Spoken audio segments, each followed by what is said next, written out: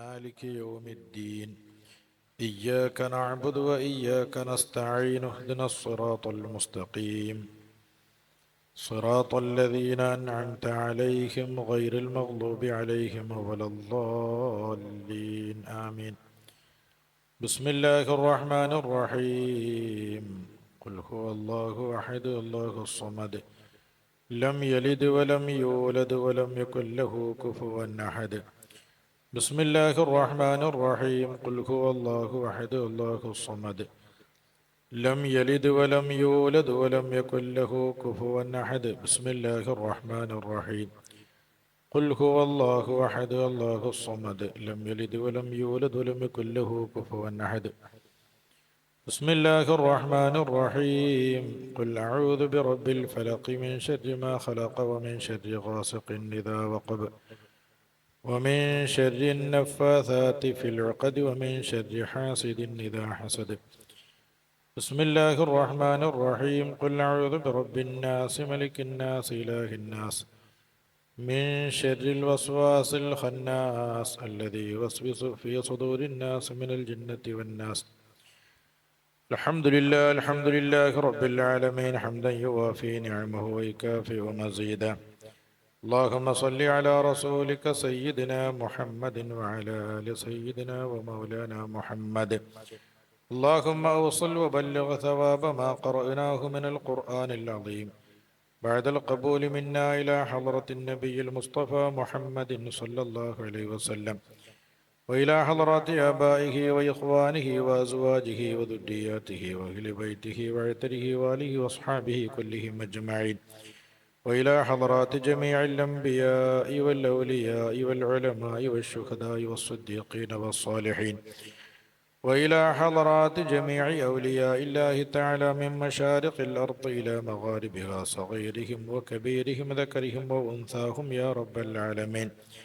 اللهم زدهم شرفا على شرفهم وفضلا على فضلهم وجاها على جاههم وكرامة على كراماتهم.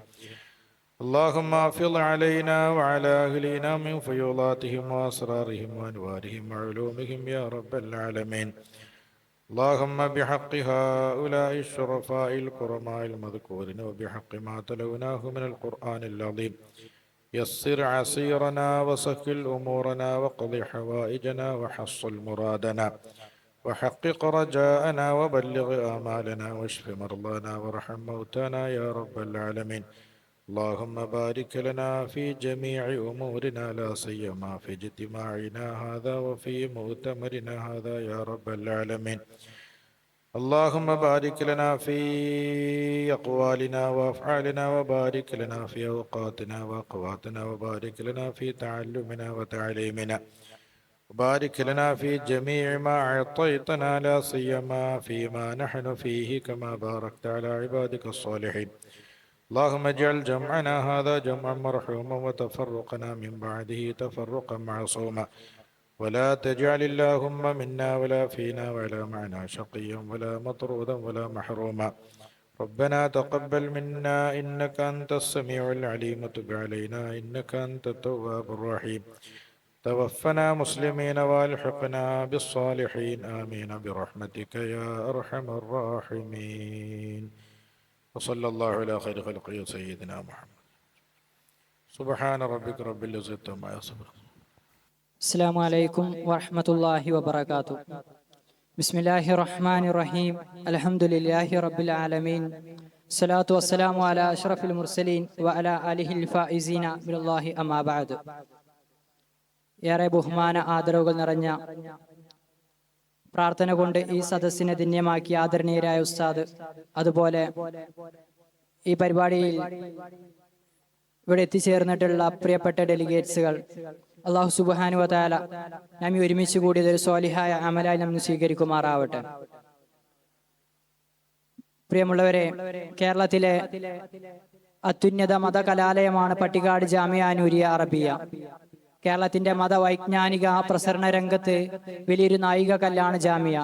ഏകദേശം 6 പതിറ്റാണ്ടിലേറെ പ്രായം ചെന്ന് അതിന് മുന്നോട്ട് പ്രയാണം ഉദിക്കുമ്പോൾ ജാമിയയിലെ സാമ്പ്രദായികമായിട്ടുള്ള പാരമ്പര്യമായിട്ടുള്ള വിദ്യാഭ്യാസ സമ്പ്രദായങ്ങളൊക്കെ നിലനിർത്തിക്കൊണ്ട് തന്നെ കാലത്തിനൊത്തുള്ള കാലോചിതമായിട്ടുള്ള വലിയ രീതിയിലുള്ള വിദ്യാഭ്യാസ പരിഷ്കരണങ്ങളും മറ്റു കാര്യങ്ങളും ജാമ്യയുടെ അക്കാഡമിക് കലണ്ടറുകളിലും അക്കാദമികമായിട്ടും മുന്നോട്ട് പോയിക്കൊണ്ടിരിക്കുകയാണ്.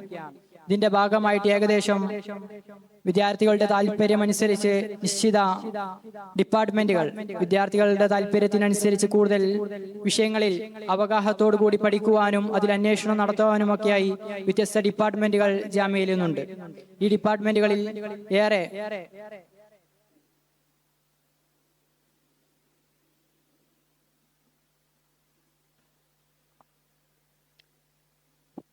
ഈ ഡിപ്പാർട്ട്മെന്റുകളിൽ ഏറെ മുൻപന്തിയിൽ നിൽക്കുന്ന തഫ്സീർ ഡിപ്പാർട്ട്മെന്റ് അതിന്റെ വിദ്യാർത്ഥി സംഘടന രൂപം വന്ന കാലം മുതലുള്ള ഒരു ആഗ്രഹമായിരുന്നു ന്യൂൻ ഖുറാനി കൊളോക്കിയൽ എന്നുള്ളത്.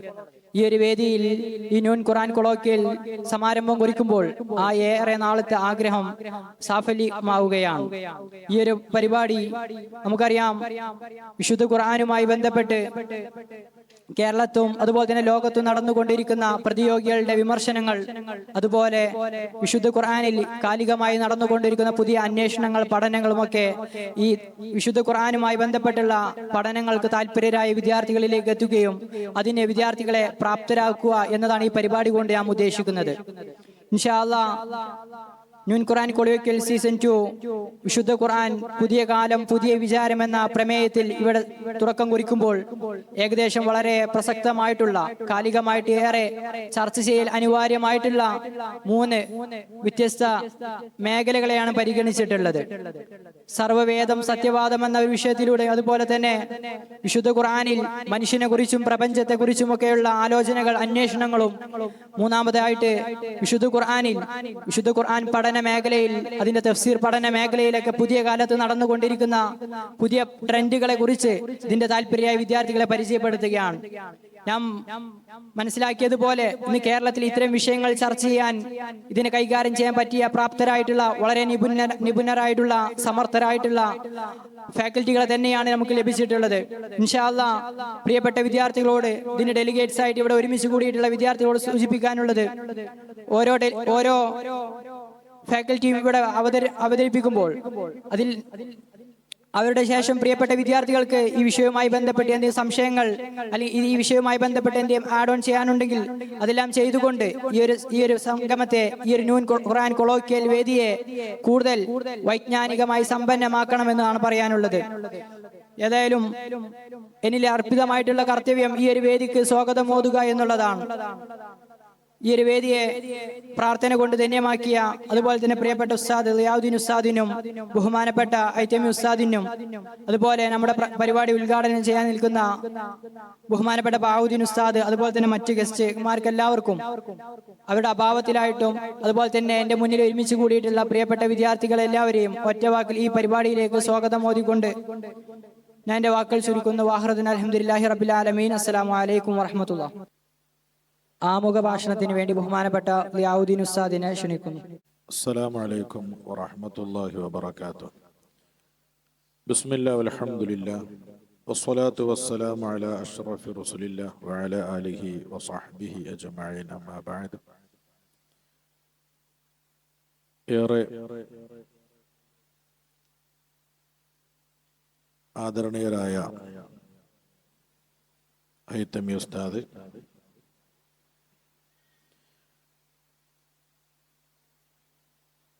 കേരളത്തിന്റെ വിവിധ ഭാഗങ്ങളിൽ പ്രവർത്തിക്കുന്ന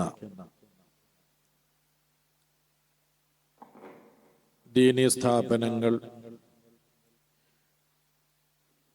പള്ളി ദർസുകൾ, അറബിക് കോളേജുകൾ, ഇവിടങ്ങളിൽ നിന്നെല്ലാം എത്തിച്ചേർന്ന പ്രിയപ്പെട്ട പ്രതിനിധികളെ, പണ്ഡിതന്മാരെ, നമ്മുടെ ആദ്യ സെഷൻ കൈകാര്യം ചെയ്യുന്ന PU മുഹമ്മദ് ഫാരിസ് ഇവിടെ എത്തിയിട്ടുണ്ട്.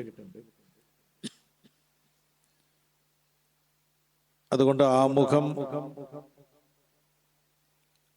കൂടുതൽ ദീർഘിപ്പിക്കുന്നില്ല. പരിശുദ്ധ ഖുർആൻ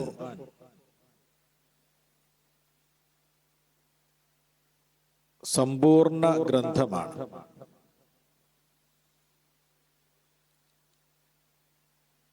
ഖുർആൻ മാത്രമേ സമ്പൂർണ്ണ ഗ്രന്ഥമുള്ളൂ.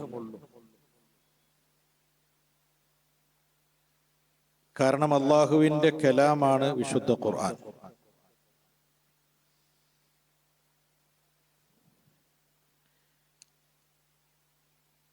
സമ്പൂർണത പരിശുദ്ധ ഖുർആൻ അവകാശപ്പെട്ടിട്ടുമുണ്ട്.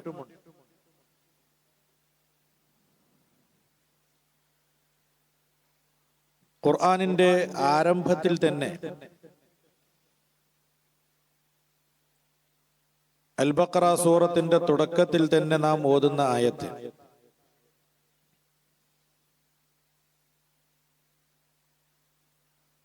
അലിഫ് ലാം മീം എന്ന് പറഞ്ഞാൽ അടുത്ത് പറയുന്നത് ദാലിക്കൽ കിതാബ് എന്നാണ്. ഇത് മാത്രമാണ് സമ്പൂർണ്ണ ഗ്രന്ഥം.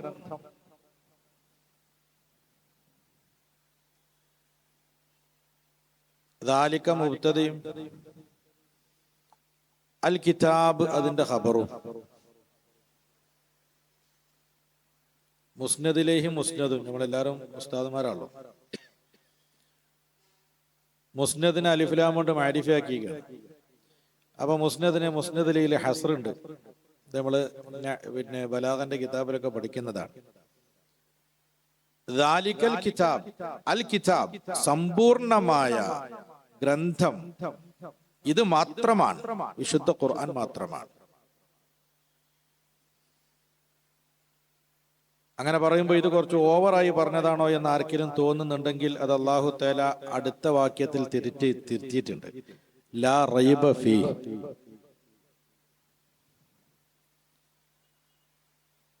ഇത് അമിതമായി പറയുകയല്ല, വസ്തുതയാണ്. കാരണം അള്ളാഹുവിന്റെ ഗ്രന്ഥത്തിന്റെ സമ്പൂർണത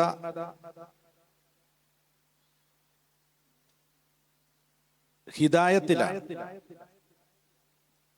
കാരണം വിശുദ്ധ ഖുർആൻ ഇറക്കിയിട്ടുള്ളത് ഹിദായത്തിന് വേണ്ടിയാണ്. ശാസ്ത്രം വിശദീകരിക്കാനുള്ള ഒരു ഗ്രന്ഥമല്ല, സാഹിത്യം പഠിപ്പിക്കാനുള്ള ഒരു ഗ്രന്ഥമല്ല, ചരിത്രാതീത കാലം മുതലുള്ള ചരിത്രം പഠിപ്പിക്കാനുള്ള ഒരു ഗ്രന്ഥമല്ല. പക്ഷേ അതെല്ലാം ഖുർആനിലുണ്ട്.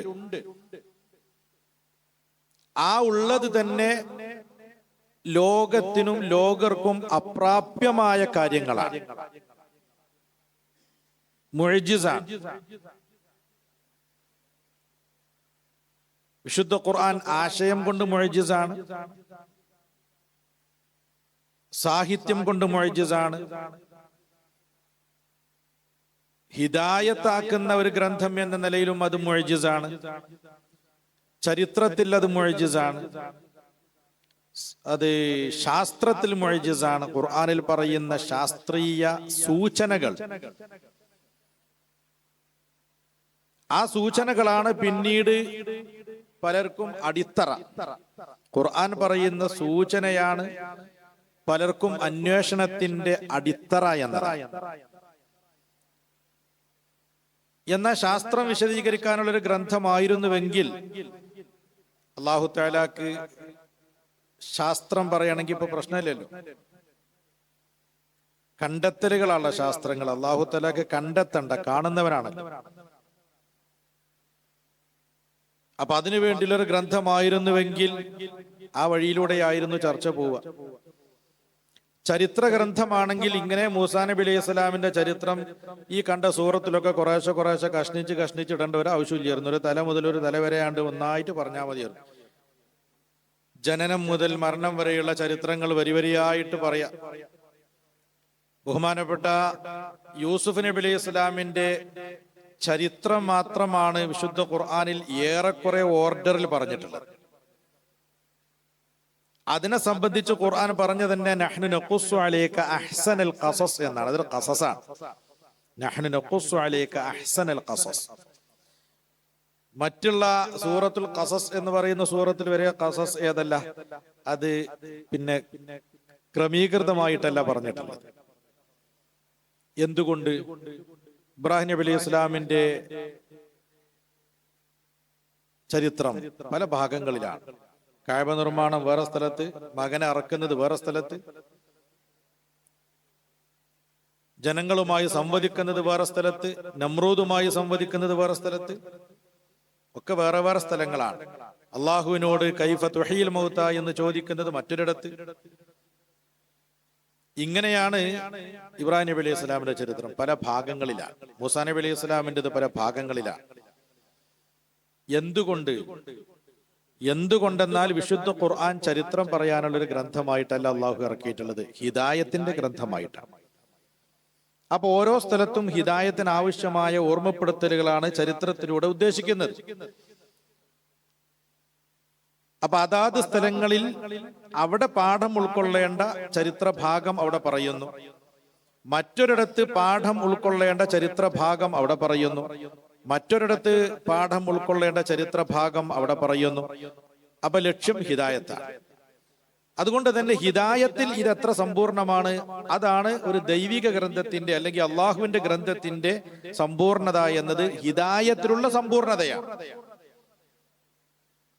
അതുകൊണ്ടാണ് ദാലിക്കൽ കിതാബ് ലാ റൈബ ഫീ എന്ന് പറഞ്ഞ് പിന്നീട് ഹുദൻ ലിൽ മുത്തഖീൻ, മുത്തഖീങ്ങൾക്ക് ഇത് ഹുദയാണ്, ഹിദായത്താക്കുന്നത് എന്നല്ല പറഞ്ഞത്, ഇത് ഹിദായത്ത് തന്നെയാണ്. കാരണം ഹിദായത്താണ് മാനദണ്ഡം. അള്ളാഹു ഇറക്കുന്ന സമാവിയായ ഒരു ഗ്രന്ഥത്തിന്റെ സമ്പൂർണതയുടെ മാനദണ്ഡം ഹിദായത്താണ്.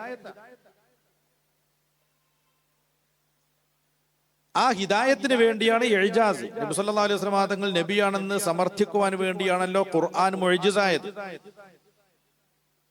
മൂസാ നബി അലൈഹി സ്വലാമിന്റെ തൗറാത്ത് മുഅ്ജിസാണെന്ന് പറഞ്ഞിട്ടില്ല, ഈസാ നബി അലൈഹി സ്വലാമിന് ഇൻജീൽ മുഅ്ജിസ എന്ന് പറഞ്ഞിട്ടില്ല. കാരണം അവർക്ക് മറ്റു മുഅ്ജിസാത്തുകൾ പ്രത്യക്ഷമായി പ്രകടമായി കാണുന്ന മുഅ്ജിസാത്തുകളാണ് കൊടുത്തിരുന്നത്. ആളുകളുടെ ബുദ്ധിവികാസത്തിനനുസരിച്ച് മുഅ്ജിസത്തുകളിൽ വ്യത്യാസം കൊടുക്കുക. മുമ്പ് കഴിഞ്ഞു പോയ സമൂഹങ്ങൾക്കൊക്കെ പ്രത്യക്ഷത്തിൽ പ്രകടമായി ഹവാസുകൾ കൊണ്ട്, പഞ്ചേന്ദ്രിയങ്ങൾ കൊണ്ട് ദർശിക്കാവുന്ന അനുഭവിക്കാവുന്ന മുഅ്ജിസത്താണ് കൊടുക്കുന്നത്. കാരണം ആ നബിയുടെ ദീൻ ഖിയാമത്ത് നാൾ വരെ നിലനിൽക്കണമെന്ന് അല്ലാഹു തആല തീരുമാനിച്ചിട്ടില്ല.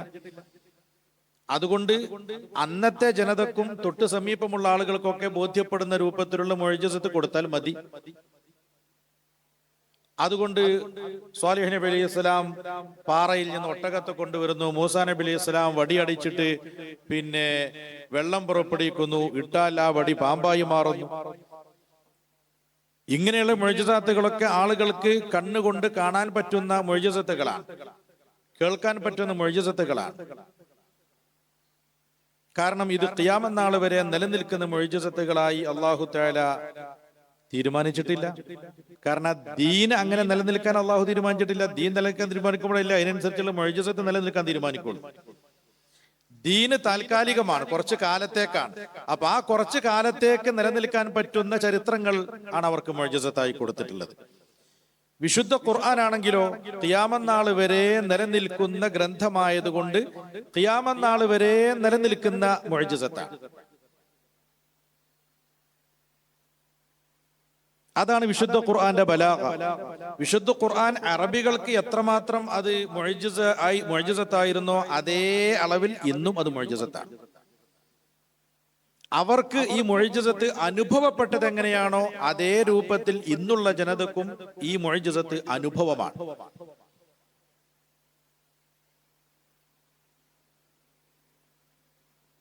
മറ്റ് അമ്പിയാക്കൾ മുഅ്ജിസത്തോ അത് കണ്ടവർക്ക് അനുഭവവും മറ്റുള്ളവർക്ക് ചരിത്രവുമാണ്. മൂസാ നബി അലൈഹി ഇസ്ലാമിന്റെ വടിയിട്ട് പാമ്പായി എന്നത് കണ്ടവർക്കത് അനുഭവമാണ്, നമ്മൾക്കത് അനുഭവമല്ല, നമ്മൾക്കത് ചരിത്രമാണ്. അങ്ങനെ മുമ്പ് കഴിഞ്ഞു പോയ അമ്പിയാക്കളുടെ ഓരോ മുഅ്ജിസത്തുകളും നോക്കുകയാണെങ്കിൽ അത് കണ്ടവർക്ക്, കാരണം ഈ പഞ്ചേന്ദ്രിയങ്ങൾ കൊണ്ട് കിട്ടുന്നതിനെ ഫോർവേഡ് ചെയ്യാൻ കഴിയില്ല. അത് പിന്നെ ചരിത്രമായിട്ട് പറഞ്ഞു കൊടുക്കാനേ പറ്റുള്ളൂ. ഞാനൊരു കാഴ്ച കണ്ടു, അപ്പൊ ഞാൻ മറ്റവനെ അതാണ് ഫോർവേഡ് ചെയ്തു, എന്റെ കണ്ണിന്ന് ഇങ്ങനെ ആക്കി, അപ്പൊ മറ്റവന്റെ കണ്ണിക്കണ് പോയി, അത് ഉണ്ടാവില്ല. ഞാനൊന്ന് കേട്ടു, അത് ഞാൻ എൻ്റെ ചെവി കൊണ്ടാണ് കൊടുത്തു, അപ്പൊ മറ്റവന്റെ ചെവിക്കണ കയറി, അതുണ്ടാവില്ല. പഞ്ചേന്ദ്രിയങ്ങൾ കൊണ്ട് കിട്ടുന്നത് അനുഭവിക്കുന്നവർക്ക് അനുഭവമാണെങ്കിൽ വരാൻ പോകുന്നവർക്ക് അത് ചരിത്രമാണ്. പക്ഷെ ബുദ്ധി കൊണ്ട് കിട്ടുന്നതോ എല്ലാവർക്കും അനുഭവമാണ്. അതുകൊണ്ട് വിശുദ്ധ ഖുർആന്റെ ഇഅ്ജാസ് അന്ന് എപ്രകാരം അത് മുഅ്ജിസായിരുന്നോ അതേപോലെ ഖിയാമത്ത് നാൾ വരെ മുഅ്ജിസാണ്. എന്തുകൊണ്ട്?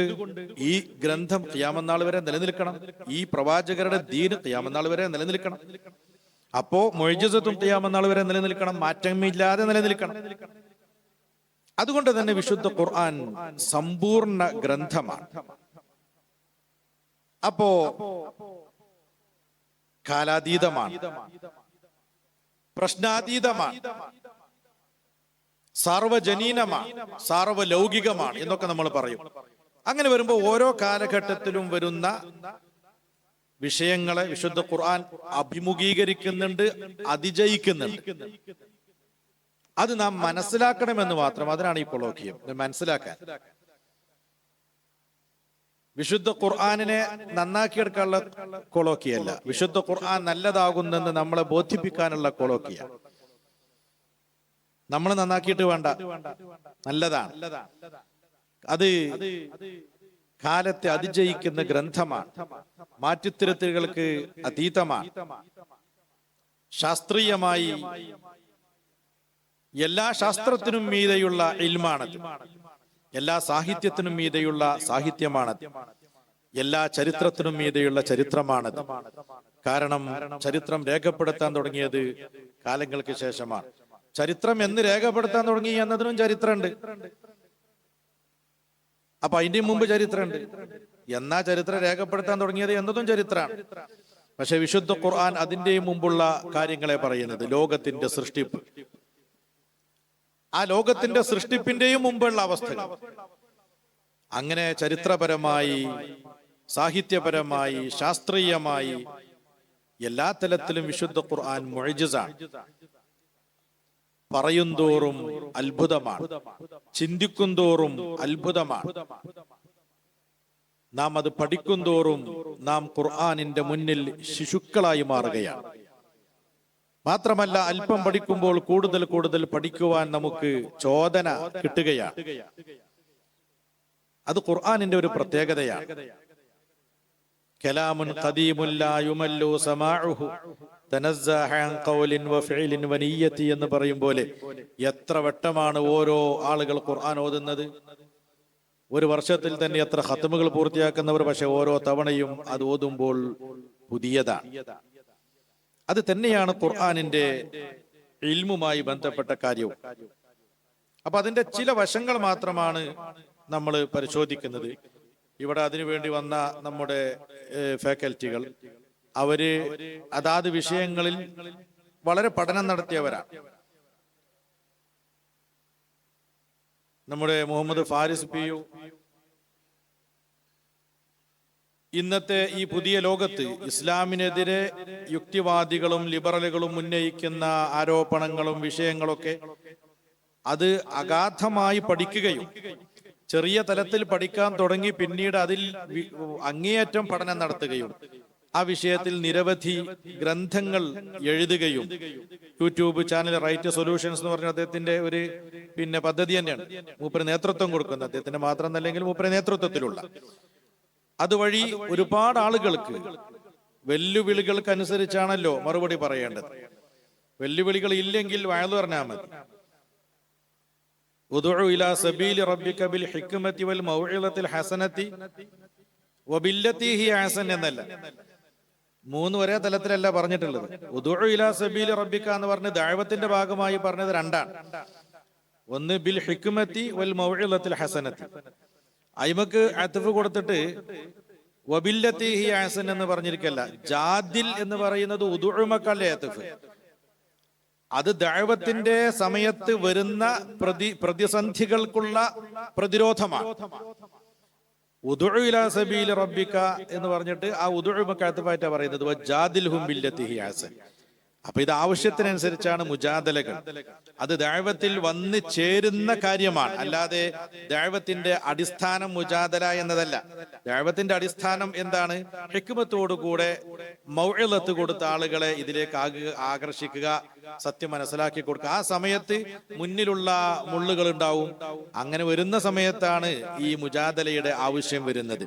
അതും നല്ല രൂപത്തിൽ ജാദിലുഹും ബില്ലത്തി ഹിയ അഹ്സൻ, അങ്ങനെയാണല്ലോ ഖുർആൻ പറഞ്ഞിട്ടുള്ളത്. അതിലേക്ക് വെളിച്ചം വീശുന്ന ക്ലാസ്സാണ് സർവ വേദ സത്യവാദം. വായനയും മറുവായനയും എന്ന് പറഞ്ഞ വിഷയമാണ് അദ്ദേഹം ഇവിടെ ക്ലാസ് എടുക്കുന്നത്.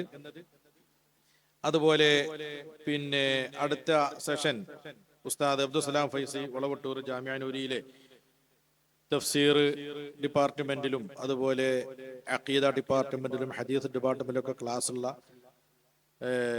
ലെക്ചർ കൂടിയാണ്. വളരെ പ്രഗത്ഭനായ പണ്ഡിതനാണ് അദ്ദേഹം. പ്രപഞ്ചം, മനുഷ്യൻ, ഖുർആനിന്റെ ചിന്താലോകം എന്ന വിഷയത്തിൽ ക്ലാസ് എടുക്കും. വൈകാതെ എത്തിച്ചേരും. ഉച്ചയ്ക്ക് ശേഷം പാനൽ ചർച്ചയുണ്ട്. ദാറുൽ ഹുദ ഇസ്ലാമിക് യൂണിവേഴ്സിറ്റിയിലെ ഖുർആൻ ഡിപ്പാർട്ട്മെന്റിന്റെ ഹെഡ് ഉസ്താദ് മുസ്തഫ ഹുദവി അരൂര്, അതുപോലെ അവിടെ തന്നെ അസിസ്റ്റന്റ് ലെക്ചറായിട്ടുള്ള ഉസ്താദ് നിയാസ് ഹുദവി, ഇവര് ഉച്ചയ്ക്ക് ശേഷമുള്ള പാനൽ ഡിസ്കഷനിൽ ഞാൻ ഈ വിനോദനുണ്ടാവും. അതിൽ അവര് സംബന്ധിക്കും. ഇവിടെ സംബന്ധിക്കുന്ന എല്ലാ വിദ്യാർത്ഥികളെയും ഇതിലേക്ക് സ്വാഗതം ചെയ്യുന്നു. അവർക്കുള്ള ഭക്ഷണവും സർട്ടിഫിക്കറ്റും മറ്റു കാര്യങ്ങളൊക്കെ നമ്മൾ ഇൻഷാ അല്ലാഹ് നൽകുന്നുണ്ട്. അതുപോലെ ഇതിനോടനുബന്ധിച്ച് 2-3 കാര്യങ്ങൾ നമ്മൾ ചെയ്തിട്ടുണ്ടായിരുന്നു. ഒന്ന്, ഒരു അഖില കേരള പ്രബന്ധ മത്സരം നടത്തിയിരുന്നു. അത് 50-ലധികം എൻട്രികൾ അതിൽ വരികയുണ്ടായി. ആദ്യം അത് 20 എണ്ണത്തിലേക്ക് ഷോർട്ടാക്കി, പിന്നെ അത് 5 എണ്ണത്തിലേക്ക് ഷോർട്ടാക്കി. അങ്ങനെ വളരെ വിദഗ്ധ ജൂറി പരിശോധിച്ച് 3 എണ്ണം അത് സെലക്ട് ചെയ്തു. അതിൽ ജാമിഅ നൂരിയിൽ തന്നെ പഠിക്കുന്ന അലാവുദ്ദീൻ എന്ന് പറയുന്ന വിദ്യാർത്ഥി അതിൽ ഫസ്റ്റ് നേടി. ദാറുൽ ഹുദയിൽ നിന്നുള്ള വിദ്യാർത്ഥിയാണ് സെക്കൻഡ് നേടിയത്. അതുപോലെ ആക്കോട് ഇസ്ലാമിക് സെന്ററിൽ നിന്നുള്ള വിദ്യാർത്ഥിയാണ് തേർഡ് നേടിയിട്ടുള്ളത്. ആ കുട്ടികളുടെ പേര് ഇൻഷാ അല്ലാഹ് ഇവിടെ വായിക്കും. അവർക്കുള്ള അവാർഡ് കൊടുക്കും.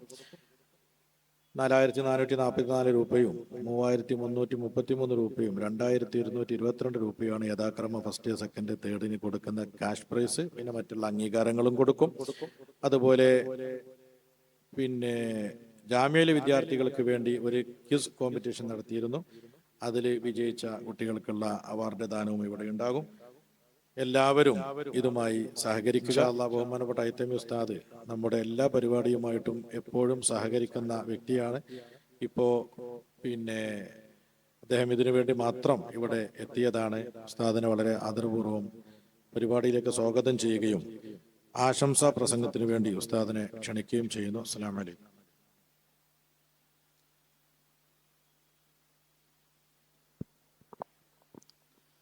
അസ്സലാമു അലൈക്കും വറഹ്മത്തുള്ളാഹി. ബിസ്മില്ലാഹിർ റഹ്മാനിർ റഹീം. അൽഹംദുലില്ലാഹി റബ്ബിൽ ആലമീൻ. വസ്സലാത്തു വസ്സലാമു അലാ സയ്യിദിനാ മുഹമ്മദിൻ വഅലാ ആലിഹി വസ്ഹബിഹി വജുനൂദിഹി അജ്മഈൻ. അമ്മാ ബഅദ്. പ്രിയപ്പെട്ട വിദ്യാർത്ഥികളെ, നിങ്ങളെ ഈ പരിപാടിയിൽ സംബന്ധിച്ചതിൻ്റെ പേരിൽ ഞാൻ ആദ്യമായി അഭിനന്ദിക്കുകയും നിങ്ങളുടെ ചിന്തകൾക്ക് അള്ളാഹു ശക്തി നൽകുകയും വ്യാപ്തി നൽകുകയും ആഴവും പരപ്പും നൽകി അനുഗ്രഹിക്കുകയും ചെയ്യട്ടെ. അതോടൊപ്പം ഖുർആൻ എന്നത് ഒരു ശാസ്ത്രഗ്രന്ഥമല്ല. ശാസ്ത്രീയമായിട്ടുള്ള ഓരോന്ന് വെളിപ്പെടുമ്പോഴാണ് അത് ഖുർആനിൽ സൂചന നമ്മൾ കണ്ടെത്തുന്നത്. ഇപ്പോൾ സാധാരണ ഒരു ആക്ഷേപം പറയാറുണ്ട്, എന്തെങ്കിലും ഒന്ന് കണ്ടെത്തുമ്പോൾ അത് ഞങ്ങളെ ഖുർആനിലും ഉണ്ട് എന്ന് പറയാന്നല്ലാതെ മുൻകൂട്ടി നിങ്ങൾക്ക് പറയാൻ കഴിയാറില്ലല്ലോ എന്ന്. വാസ്തവത്തിൽ അള്ളാഹു ഈ ഹിദായത്തിന് വേണ്ടി നൽകിയിട്ടുള്ള ഈ ഗ്രന്ഥം അതൊരു ശാസ്ത്ര പുസ്തകമായിരുന്നു എന്ന് വിചാരിക്കുക. എങ്കിൽ ആദ്യകാലത്തുള്ള ആളുകളെ ഇതിലേക്കൊരിക്കലും അടുപ്പിക്കാൻ കഴിയാത്ത വിധം അത് ദുർഗ്രഹമായി തീരുമായിരുന്നു. അന്ന് നിങ്ങൾക്കറിയാം, റസൂലുള്ളാഹി തങ്ങൾ വരുന്ന കാലത്തൊക്കെ തസ്രീഹുൽ അഫ്ലാക്കിലും ചഹമീനിയിലുമൊക്കെ പഠിപ്പിക്കുന്ന ഉള്ളി ലോകത്തിൽ വിശ്വസിക്കുന്ന ശാസ്ത്രമാണ് അന്ന് നിലവിലുള്ളത്. ഈ പ്രപഞ്ചം എന്ന് പറയുന്നത് ഉള്ളി തൊലിച്ചതുപോലെ 7 അടുക്കുകളും അതിൻ്റെ മേലെ അർഷും കുറിശുമൊക്കെ ഇസ്ലാമിക ശാസ്ത്രജ്ഞന്മാർ വരെ അങ്ങനെ ലോകത്തെ പരിചയപ്പെടുത്തിയിരുന്ന, ഹർക്ക് ഇൽത്തിയാമ് അസംഭവ്യമാണ് എന്ന് വിശ്വസിച്ചിരുന്ന ഒരു ശാസ്ത്ര ലോകമാണ് അന്നുണ്ടായിരുന്നത്. വളരെ ഭൂമി കേന്ദ്രീകൃതമായിട്ടുള്ള, വളരെ പഴഞ്ചനായിട്ടുള്ള ശാസ്ത്രം. അന്ന് ഇപ്പോൾ നമ്മൾ കണ്ടെത്തിയിട്ടുള്ള പ്രപഞ്ച രഹസ്യങ്ങളൊക്കെ അന്ന് പൊതുജനങ്ങളോട് പറഞ്ഞാൽ അത് അന്തമുള്ളവർക്കൊന്നും പറ്റിയതല്ല. അത് ചില വിഡ്ഢിത്തങ്ങള് പറഞ്ഞുകൊണ്ടൊരു പിരാന്തം വന്നതാണ്. അല്ലെങ്കിൽ തന്നെ പിരാന്തനാണ്, അന്തല്ലാത്തവനാണ്, സാഹിറാണെന്നൊക്കെ പറഞ്ഞുകൊണ്ടാണ് ആളുകൾ അതിനോട് പ്രതികരിച്ചിട്ടുള്ളത്. അതിലൂടെ അതിൻ്റെ പുറമെ ഇത്തരം പ്രപഞ്ച രഹസ്യങ്ങളൊക്കെ അന്ന് വെളിപ്പെടുത്തിയിരുന്നു എങ്കിൽ ജനങ്ങളെ ഒരിക്കലും അതിലേക്ക് ആകർഷിക്കാൻ കഴിയുമായിരുന്നാണ് ശാസ്ത്രമൊന്നും അത്ര കൂടുതൽ പച്ചയായി പറയാതിരുന്നത്. ലാ തൻഖളി അജായിബുഹ എന്ന് ബഹുമാനപ്പെട്ട അലി റളിയല്ലാഹു അൻഹു ഒക്കെ പറഞ്ഞതായിട്ട് നമുക്ക് കാണാൻ കഴിയും. റസൂലുള്ളാഹി തങ്ങൾ റിപ്പോർട്ട് ചെയ്തതായിട്ട് ലാ തൻഖളി അജായിബുഹ, അതിൻ്റെ അത്ഭുതങ്ങൾ ഒരിക്കലും അവസാനിക്കുകയില്ല. കാലം കഴിയും തോറും അത്ഭുതങ്ങൾ പുറത്തു കൊണ്ടുവരും. ശാസ്ത്രം ഓരോന്ന് കണ്ടെത്തി വരുമ്പോൾ ഖുർആനിൽ അതിലെ സൂചന നൽകി ജനങ്ങൾ അന്താളിച്ചു പോകുന്ന, അത്ഭുതപ്പെട്ടു പോകുന്ന മുഅ്മിനീങ്ങൾക്ക് ആവേശം നൽകുന്ന, അത്ഭുതം നൽകുന്ന പഠനങ്ങൾ ഖുർആനിൽ നടത്താൻ കഴിയും. പക്ഷേ ഖുർആനിൽ പഠനം നടത്തുമ്പോൾ എൻ്റെ മക്കൾ എന്ന നിലക്ക് എനിക്ക് പ്രത്യേകമായി ഉപദേശിക്കാനുള്ളത് യുളില്ലു ബിഹി കസീറൻ വയഹ്ദി ബിഹി കസീറ, അത് നമ്മൾ വളരെയധികം സൂക്ഷിക്കേണ്ടതുണ്ട്. പല ആളുകളും പഴച്ചു പോകാനും ഇത് കാരണമായിട്ടുണ്ട്. പ്രസിദ്ധമായ ഒരു വ്യക്തിയാണ് ഖുർആനിലെ ഗണിതശാസ്ത്രത്തിന്റെ അത്ഭുതങ്ങൾ കണ്ടെത്തി ഖുർആനിൽ ഒരു ഗണിതപരമായിട്ടുള്ള ലോക്കിംഗ് സംവിധാനം, ഒന്നും കടത്തിക്കൂട്ടാനോ ഒഴിവാക്കാനോ കഴിയാത്ത വിധം അക്കങ്ങളുടെ അത്ഭുതം കൊണ്ട് ഖുർആനിലെ ലോക്ക് ചെയ്തിട്ടുണ്ട് എന്ന് ഈ ലോകത്തിനോട് വിളിച്ചു പറഞ്ഞ വ്യക്തിയാണ് റഷാദ് ഖലീഫ. 19 അത്ഭുതങ്ങളാണ് അദ്ദേഹം ഖുർആനിൽ കണ്ടെത്തിയത്. അങ്ങനെ അദ്ദേഹം ധാരാളം പഠനം നടത്തി അവസാനം അദ്ദേഹം നുബുവത്ത് വരെ വാദിച്ചു എന്നാണ് കേൾക്കുന്നത്. ഇസ്ലാമിൽ നിന്ന് പുറത്തു പോകുന്ന അവസ്ഥയിലെത്തി. അപ്പൊ യഹ്ദി ബിഹി കസീറൻ വയഹ്ദി ബിഹി കസീറ, അത് നമ്മുടെ മനസ്സിൽ വേണം. നമ്മുടെ പാരമ്പര്യത്തിൽ നമ്മുടെ മുഫസ്സിരീങ്ങൾ നമുക്ക് പകർന്നു തന്നിട്ടുള്ള അറിവുകൾക്ക് വിഘാതമാകാത്ത വിധം ഇവിടെ സ്ഥിരപ്പെട്ട ഉസൂലുകൾക്ക് വിധേയമായിക്കൊണ്ട് അതിന് വിഘാതമാകാത്ത കണ്ടെത്തലുകൾ ഉണ്ടാവുന്നുള്ള കാര്യം തീർച്ചയാണ്. കാരണം ലാ തൻഖളി അജായിബുഹ എന്ന് പറഞ്ഞിട്ട് ഉദ്ദേശം അതാണല്ലോ, പുതിയ കണ്ടെത്തലുകൾ ഖുർആനിലുണ്ടാവും. പക്ഷെ അതൊന്നും ഇവിടെ സ്ഥിരപ്പെട്ടിട്ടുള്ള അൽ ഹഖായിഖു സാബിത്ത, ഇവിടെ സ്ഥിരപ്പെട്ടിട്ടുള്ള നമ്മുടെ മൂല്യങ്ങൾക്കോ തത്വങ്ങൾക്കോ എതിരാകാത്ത വിധത്തിലുള്ള പഠനം ആയിരിക്കണം. മറ്റു വശങ്ങളിലേക്ക് നമ്മുടെ ചിന്തയെ കൊണ്ടുപോകുന്നുണ്ടെങ്കിൽ അത് ഇബ്ലീസിയൻ കെണിയാണ് എന്ന് മനസ്സിലാക്കി യുളില്ലു ബിഹി കസീറന്റെ പോക്കാണ് ആ പോക്ക് എന്ന് നമ്മൾ മനസ്സിലാക്കിയിരിക്കണമെന്ന് ഞാൻ നിങ്ങളോട് ഉപദേശിക്കുകയാണ്. അല്ലാഹു സുബ്ഹാനഹു വ തആല ഹിദായത്തിന്റെ മാർഗത്തിൽ ഉറപ്പിച്ച് നിർത്തട്ടെ. ഈ പ്രപഞ്ചത്തിന്റെ രഹസ്യങ്ങളൊക്കെ ഇങ്ങനെ പറയാന്നുള്ളത് കൊണ്ട് വലിയ കാര്യമൊന്നുമില്ല. നമ്മളിവിടെ ഒരു പരീക്ഷണത്തിന് വേണ്ടി വന്നതാണ്. ലിനബുലുവക്കും അയ്യക്കും അഹ്സനു അമല എന്ന പരീക്ഷാ ഹാളിലാണ് നമ്മളുള്ളത്. ഈ പരീക്ഷാ ഹാളിലുള്ള ഒരു ജീവിതം, നമ്മളിപ്പോൾ ഒരു യാത്രയിലാണ്. ആബിറു സബീൽ എന്നാണല്ലോ റസൂലുള്ളാഹി തങ്ങൾ പറഞ്ഞത്. ഒരു വഴിയാത്രക്കാരനാണ്. ഒരു വഴിയാത്രക്കാരൻ ഒരു ബസ്സിൽ യാത്ര ചെയ്യുമ്പോൾ ആ ബസ്സിന്റെ പുള്ളി ചിത്രം, അതിനെക്കുറിച്ചൊക്കെ വലിയ പഠനം നടത്തി അതിൽ അവഗാഹം നേടി അതിന്മേൽ എത്ര പൂവിൻ്റെ ചിത്രമാണുള്ളത്, എത്ര വരയാണുള്ളത്, എത്ര ലെറ്ററുകളാണുള്ളത്, എന്താണ് അതിൻ്റെ കളറ് എന്നൊക്കെ കൂടുതൽ പഠിച്ച് അവൻ ആയപ്പോഴേക്കും അവൻ അതിൽ വലിയ പാണ്ഡിത്യം നേടി. ആ ബസ്സിനെ കുറിച്ച് എന്ത് സംശയം ചോദിച്ചാലും പറയുന്ന അവസ്ഥയിൽ അവൻ എത്തി. എന്താ അതുകൊണ്ട് കാര്യം? അതുപോലെയാണ് ഈ പ്രപഞ്ചത്തിന്റെ കാര്യങ്ങളെ, ഈ പ്രപഞ്ച സൃഷ്ടാവിനെ മനസ്സിലാക്കാൻ ഉപയോഗപ്പെടുത്തുന്നില്ല എങ്കിൽ അതിൽ യാതൊരു ഫലവുമില്ല എന്നതുകൊണ്ട് ആണ് നമ്മുടെ ഖുർആനിലൊന്നും അത്ര പച്ചയായ ശാസ്ത്രം പറയാത്തത് എന്നും മൊത്തത്തിൽ നമ്മൾ മനസ്സിലാക്കുകയും ഖുർആനിൻ്റെ സൂചനകളൊക്കെ ഉൾക്കൊണ്ടുകൊണ്ട് നമ്മുടെ ചിന്തയെ വികസിപ്പിച്ച് നമ്മുടെ ദഅവത്തിനെ ഫലവത്താക്കി ഹിദായത്തിലേക്ക് കൂടുതൽ ആളുകൾ അടുപ്പിക്കാനുള്ള ശ്രമങ്ങളിൽ എല്ലാവരും പങ്കാളികളാവണം. ബഹുമാനപ്പെട്ട പാരിസ് PU ആ വിഷയത്തിൽ വളരെയധികം അഗാധമായ പാണ്ഡിത്യമുള്ള ഒരു നമുക്ക് പ്രതീക്ഷ നൽകുന്ന ഒരു ചെറുപ്പക്കാരനാണ്. അള്ളാഹു കൂടുതൽ കൂടുതൽ കഴിവുകൾ നൽകി അദ്ദേഹത്തെയും നമ്മയുമൊക്കെ അള്ളാഹു ഏറ്റെടുക്കുകയും ഹിദായത്തിൽ ഉറപ്പിച്ചു നിർത്തുകയും അവസാനം നമ്മുടെ പ്രിയപ്പെട്ടവരോടൊപ്പം മഹാന്മാരുടെ കൂടെ ജന്നാത്തുൽ ഫിർദൗസിൽ ഉന്നതമായ സ്ഥാനങ്ങൾ നൽകി അള്ളാഹു നമ്മെ എല്ലാവരെയും അനുഗ്രഹിക്കട്ടെ എന്ന് ദുആ ചെയ്തുകൊണ്ട് ഈ പരിപാടിക്ക് എല്ലാവിധ വിജയാശംസകളും നേർന്നുകൊണ്ട് ഞാൻ നിർത്തുന്നു. അസ്സലാമു അലൈക്കും വറഹ്മത്തുള്ളാഹി. നമ്മുടെ ആദ്യ സെഷൻ ആരംഭിക്കുകയാണ്. അല്പം വൈകിയിട്ടുണ്ട്, എന്നാൽ പോലും ഇൻഷാ അല്ലാഹ് നല്ല ഒരു ക്ലാസ് നമ്മുടെ ഫാരിസ് നമുക്ക് മുന്നിൽ അവതരിപ്പിക്കും. അതിനുവേണ്ടി ഫാരിസിനെ വളരെ സ്നേഹത്തോടു കൂടെ ക്ഷണിക്കുകയാണ്.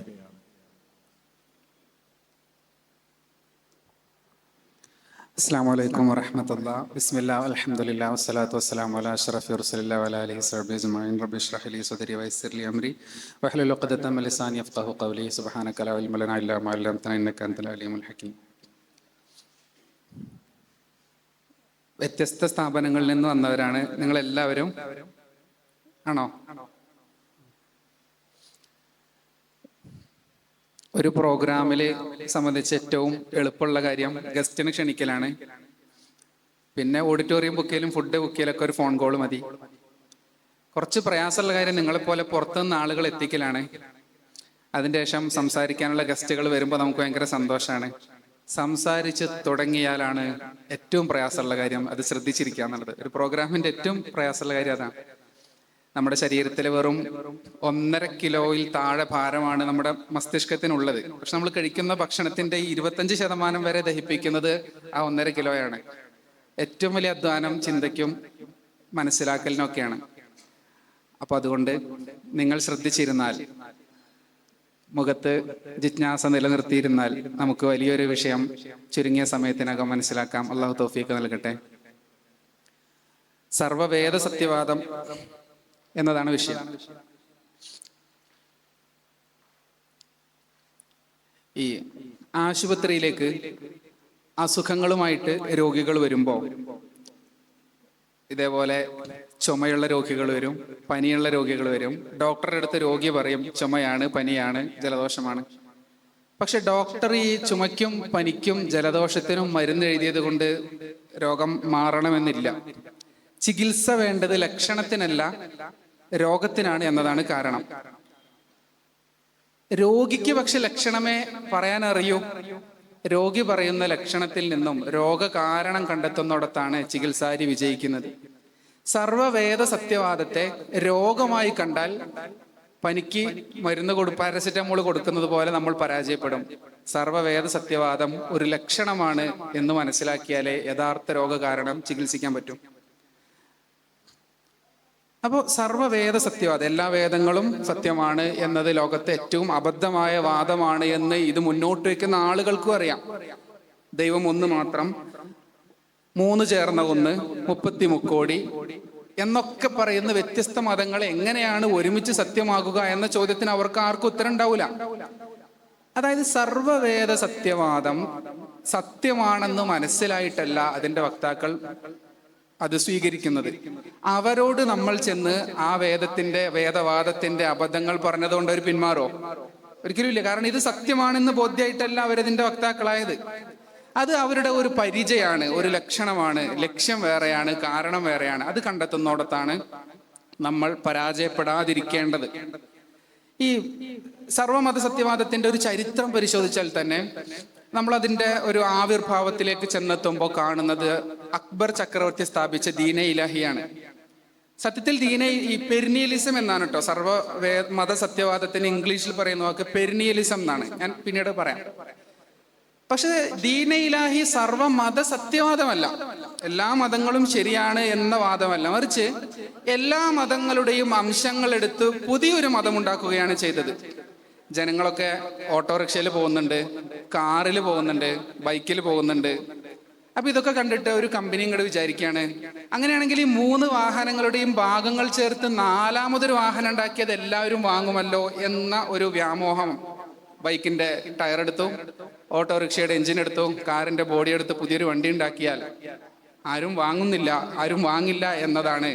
ഇന്ത്യ ഭരിച്ച ഏറ്റവും വലിയ ചക്രവർത്തി ഉണ്ടാക്കിയ ദീന ഇലാഹിയിൽ വിശ്വസിച്ചത് വെറും 19 പേരാണ് എന്ന യാഥാർത്ഥ്യം നമ്മെ ബോധ്യപ്പെടുത്തുന്നത്. ഒരു കാലത്തും സർവമത സത്യവാദത്തിന് അനുയായികൾ ഉണ്ടായിട്ടില്ല. വാദവുമായി വന്ന ആളുകൾക്ക് പ്രസിദ്ധി കിട്ടി എന്നതിനപ്പുറത്ത് ഒരു മാറ്റവും അത് ഉണ്ടാക്കിയിട്ടില്ല. കാരണം അത് അത്രമേൽ അബദ്ധവാദമാണ് എന്ന് എല്ലാവർക്കും അറിയാം. പിന്നെയും എന്തുകൊണ്ടാണ് വ്യത്യസ്ത കാലദേശങ്ങളിൽ ഇതിന് ഘടകങ്ങൾ ഉണ്ടായത്?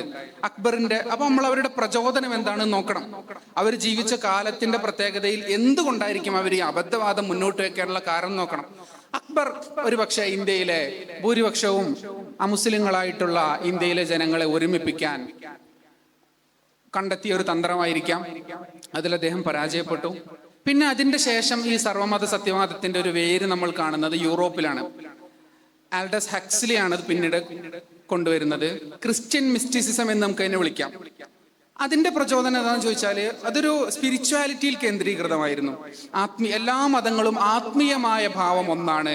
മതത്തിന് 2 ഭാവമുണ്ട്, ആന്തരികമായ ആത്മീയ ഭാവവും ബാഹ്യമായ കർമ്മഭാവവും. ബാഹ്യം വ്യത്യസ്തമായേക്കാം, ആത്മീയമായ ആന്തരിക ഭാഗം എല്ലാ മതങ്ങളിലും ഒരേപോലെയാണ് എന്ന വിശ്വാസമാണ്. ഇതൊരു കൊണ്ടുവരാൻ ഒരു രാഷ്ട്രീയ കാരണമുണ്ട്. രാഷ്ട്രീയ കാരണം എന്താ വെച്ചാൽ ഈ 2ാം ലോക മഹായുദ്ധം വല്ലാതെ ഭീതി വിതച്ച യൂറോപ്പിലാണ് ഇത് വരുന്നത്. അപ്പൊ യുദ്ധങ്ങൾ ഇങ്ങനെ വരുന്നു, ജനങ്ങൾക്കൊരു ആത്മീയമായ ഒരു ശൂന്യത അനുഭവപ്പെടുന്നു, അല്ലെ? നിരന്തരം മരണങ്ങൾ ഇങ്ങനെ നടക്കുന്നു, എവിടെയും യുദ്ധങ്ങൾ, ക്ഷാമങ്ങൾ, പട്ടിണി മരണങ്ങൾ. അപ്പൊ ജനങ്ങൾ ഈ ആത്മീയതയിൽ അഭയം തേടാനുള്ള ഒരു മനസ്സ് ജനങ്ങൾക്കുണ്ട്. അങ്ങനെയാണ് വെസ്റ്റ് ആത്മീയത അന്വേഷിച്ച് ഈസ്റ്റിലേക്ക് വരുന്നത്. ഇവിടെയുള്ള എല്ലാ മതങ്ങളുടെ ആത്മീയതയിലും അവർ പങ്കാളികളായി, മതരഹിതമായ ആത്മീയ മുന്നേറ്റങ്ങളിലും അവർ പങ്കാളികളായി. അപ്പൊ ആത്മീയതയ്ക്കുള്ള ദാഹം ഈ ലോകമഹായുദ്ധാനന്തരം ഉണ്ടായ ഒരു പ്രത്യേക അവസ്ഥാവിശേഷമാണ്. മറ്റൊന്ന്, ഈ ക്രിസ്ത്യാനിസം ആദ്യകാലത്ത് വെസ്റ്റിൽ മാത്രമായിരുന്നപ്പോൾ മറ്റു മതങ്ങളെ കുറിച്ച് അവർക്ക് വലിയ ധാരണയൊന്നും ഉണ്ടായിരുന്നില്ല. പക്ഷേ കിഴക്കിനെ സംസ്കാരം പഠിപ്പിക്കാൻ അവർ ഓറിയന്റലിസ്റ്റ് മുന്നേറ്റം രൂപപ്പെടുത്തി. എന്താണ് ഓറിയന്റലിസം എന്ന് ചോദിച്ചാൽ കിഴക്കിനെ കുറിച്ചുള്ള പഠനം. എന്തിനു പഠനം? കിഴക്കൻ രാജ്യങ്ങളെ ഞങ്ങൾ കോളനികളാക്കുമ്പോൾ ഞങ്ങൾക്കൊരു ന്യായീകരണം വേണം. അസംസ്കൃതരായ സംസ്കാരശൂന്യരായ കിഴക്കിന് സംസ്കാരം പഠിപ്പിക്കാനാണ് ഞങ്ങൾ ഈ ആയുധക്കോപ്പുകളുമായി അവിടേക്ക് ചെല്ലുന്നത് എന്ന് ന്യായീകരിക്കണമെങ്കിൽ നമ്മെ മോശക്കാരായി അവതരിപ്പിക്കണം. കിഴക്കൻ രാജ്യങ്ങൾ സംസ്കാരശൂന്യരാണ് എന്ന പുസ്തകങ്ങൾ രചിക്കപ്പെടണം. അതിനുവേണ്ടി ആരംഭിച്ച പഠനമാണ് ഓറിയന്റലിസം. അങ്ങനെ ഒരു കിഴക്കൻ മതങ്ങളുടെ ഈറ്റില്ലമാണ് കിഴക്ക്, അല്ലെ? ഏഷ്യയിലാണ് എല്ലാ മതങ്ങളും, ഏഷ്യൻ ആഫ്രിക്കൻ ഭൂമികയിലാണ് മതങ്ങളെല്ലാം. മനുഷ്യരും അവിടെ തന്നെ ഉണ്ടായിട്ടുള്ളൂ. അപ്പൊ ഇതര മതങ്ങളെ കുറിച്ച് പഠിച്ചപ്പോൾ ഇവർക്ക് കൺഫ്യൂഷനായി. ക്രിസ്ത്യാനികൾ മാത്രമാണ് പരലോകത്ത് വിജയിക്കുക എന്ന വിശ്വാസം എങ്ങനെ ശരിയാകും? അവിടെയും മതങ്ങളുണ്ടല്ലോ, വേദങ്ങളുണ്ടല്ലോ. അത് അവർക്ക് പുത്തൻ അറിവായിരുന്നു. അപ്പോ അങ്ങനെ മറ്റെല്ലാ മതങ്ങളിൽപ്പെട്ട മനുഷ്യരും സ്വർഗത്തിൽ എത്തണ്ടേ എന്ന ഒരു നല്ല പ്രതീക്ഷ, അല്ലെ? ആ ആഗ്രഹത്തെ നമ്മൾ സ്വാഗതം ചെയ്യുന്നു. അതിനെന്ത് വേണം? എല്ലാ മനുഷ്യരെയും സന്മാർഗത്തിലേക്ക് ക്ഷണിച്ച് ദൈവത്തെ ചെയ്യാൻ മുന്നിട്ടിറങ്ങണം. അല്ലാതെ നിങ്ങൾ എങ്ങനെ ജീവിച്ചാലും സ്വർഗത്തിലെത്തും എന്ന് സിദ്ധാന്തിച്ച് കാര്യമില്ല. അപ്പൊ അങ്ങനെ നന്നായി ആഗ്രഹിച്ച ചില ആളുകൾ മുന്നോട്ട് വെച്ചൊരു കാര്യമാണ്, അങ്ങനെ ക്രിസ്ത്യാനി ആവുകയൊന്നും വേണ്ട. അല്ലെങ്കിൽ എന്ത് സംഭവിക്കും? ഇവർ ഗ്രേക്കോ റോമൻ സംസ്കാരങ്ങളിലുള്ള ഇതിഹാസങ്ങൾ, അവരുടെ നമ്മുടെ അരിസ്റ്റോട്ടിൽ, സോക്രട്ടീസ് അടക്കമുള്ളവരുടെ കൃതികൾ വായിച്ചപ്പോൾ ഇവർക്ക് മനസ്സിലായി എന്തെങ്കിലും ഒരു ദൈവികാംശം ഇല്ലാതെ ഇങ്ങനെ എഴുതാൻ സാധിക്കില്ല. എന്നാൽ അവരുടെ വേദഗ്രന്ഥങ്ങളിൽ ഈ പൂർവ്വ പ്രവാചകരെ കുറിച്ച് പരാമർശമില്ല. അതുകൊണ്ട് ഇവർ ദൈവത്തിന്റെ പ്രവാചകരാണെന്ന് അവർക്ക് വാദിക്കാൻ കഴിഞ്ഞില്ല. നമ്മുടെ ഉലമാ സാധ്യത മുന്നിട്ട് വെച്ചു, ഇവർ പ്രവാചകരോ പ്രവാചക ശിഷ്യരോ ആയേക്കാം. അങ്ങനെ അവരുടെ പണ്ഡിതർ ഈ പ്രശ്നം പരിഹരിക്കാൻ വേണ്ടി പറഞ്ഞു, അവർ പ്രവാചകാനുയായികളായിരിക്കും, അതുകൊണ്ടാണ് അവർക്ക് ഇങ്ങനെ വഹീന്റെ വെളിച്ചത്തിൽ സംസാരിക്കാൻ കഴിഞ്ഞത്. അപ്പൊ ഇവർ മുന്നോട്ട് വെച്ച നിരീശ്വരവാദം മുന്നോട്ട് വെച്ചിട്ടില്ല, ബഹുദൈവ വിശ്വാസപരമായ പരാമർശങ്ങളോ. അപ്പോൾ ഇതിന് അവർ ഉത്തരം കണ്ടെത്തി. അത് ഒരുപക്ഷെ അന്നത്തെ ജനങ്ങൾ, ബിംബാരാധനയിൽ നിലനിന്ന ജനങ്ങളെ ധർമ്മപാതയിലേക്ക് നയിക്കാൻ ഒരു അടവ് പ്രയോഗിച്ചതാകാം എന്ന് വരെ ന്യായീകരിച്ച് ക്രിസ്ത്യൻ പണ്ഡിതർ നേരിട്ട 2 പ്രതിസന്ധി. ഒന്ന്, കിഴക്കൻ മതങ്ങളെക്കുറിച്ച് അറിഞ്ഞപ്പോൾ വ്യത്യസ്ത മതങ്ങളുണ്ടെങ്കിൽ എല്ലാവരും രക്ഷപ്പെടണ്ടേ എന്നൊരാഗ്രഹം. 2, ഒരു ആത്മീയമായ ശൂന്യത, ഈ രോഗമഹായുധങ്ങളിലൂടെ ഉണ്ടായ ആത്മീയമായ ശൂന്യത. ഇത് പരിഹരിക്കാൻ വേണ്ടിയാണ് അവർ ഈ ക്രിസ്ത്യൻ മിസ്റ്റിസിസം എന്ന മൂവ്മെന്റുമായി രംഗത്ത് വന്നത്. പിന്നെ കുറച്ചങ്ങനെ കഴിഞ്ഞപ്പോഴാണ് രണ്ടാമത്തെ ഒരു മുന്നേറ്റം, ട്രഡീഷണലിസം. അത് നിങ്ങൾ ചിലരെങ്കിലും കേട്ടിട്ടുണ്ടാവും. ഞാൻ എൻ്റെ വ്യക്തികളെ പറഞ്ഞാൽ നിങ്ങൾ കേട്ടിട്ടുണ്ടാവും. മാർട്ടിൻ ലിങ്സ് എന്ന് കേട്ടിട്ടില്ലേ? പ്രവാചക ചരിത്രം ആധുനിക കാലത്ത് എഴുതപ്പെട്ടതിൽ ഏറ്റവും മികച്ചൊരു ഗ്രന്ഥമാണ് മാർട്ടിൻ ലിങ്സിന്റെ റസൂലുള്ളാഹി സ്വല്ലല്ലാഹു അലൈഹി വസല്ലമയെ കുറിച്ചുള്ള കൃതി. ഈ മാർട്ടിൻ ലിങ്സ് ഈ സർവമത സത്യവാദിയായ ആളാണ് എന്ന് പറയുമ്പോൾ അവർക്ക് ഒരുപക്ഷെ മരണത്തിന്റെ മുമ്പ് തൗബ ചെയ്തിരിക്കാം എന്നൊരു ഹുസ്നുൽ അന്നോട് നമുക്ക് കാണാം.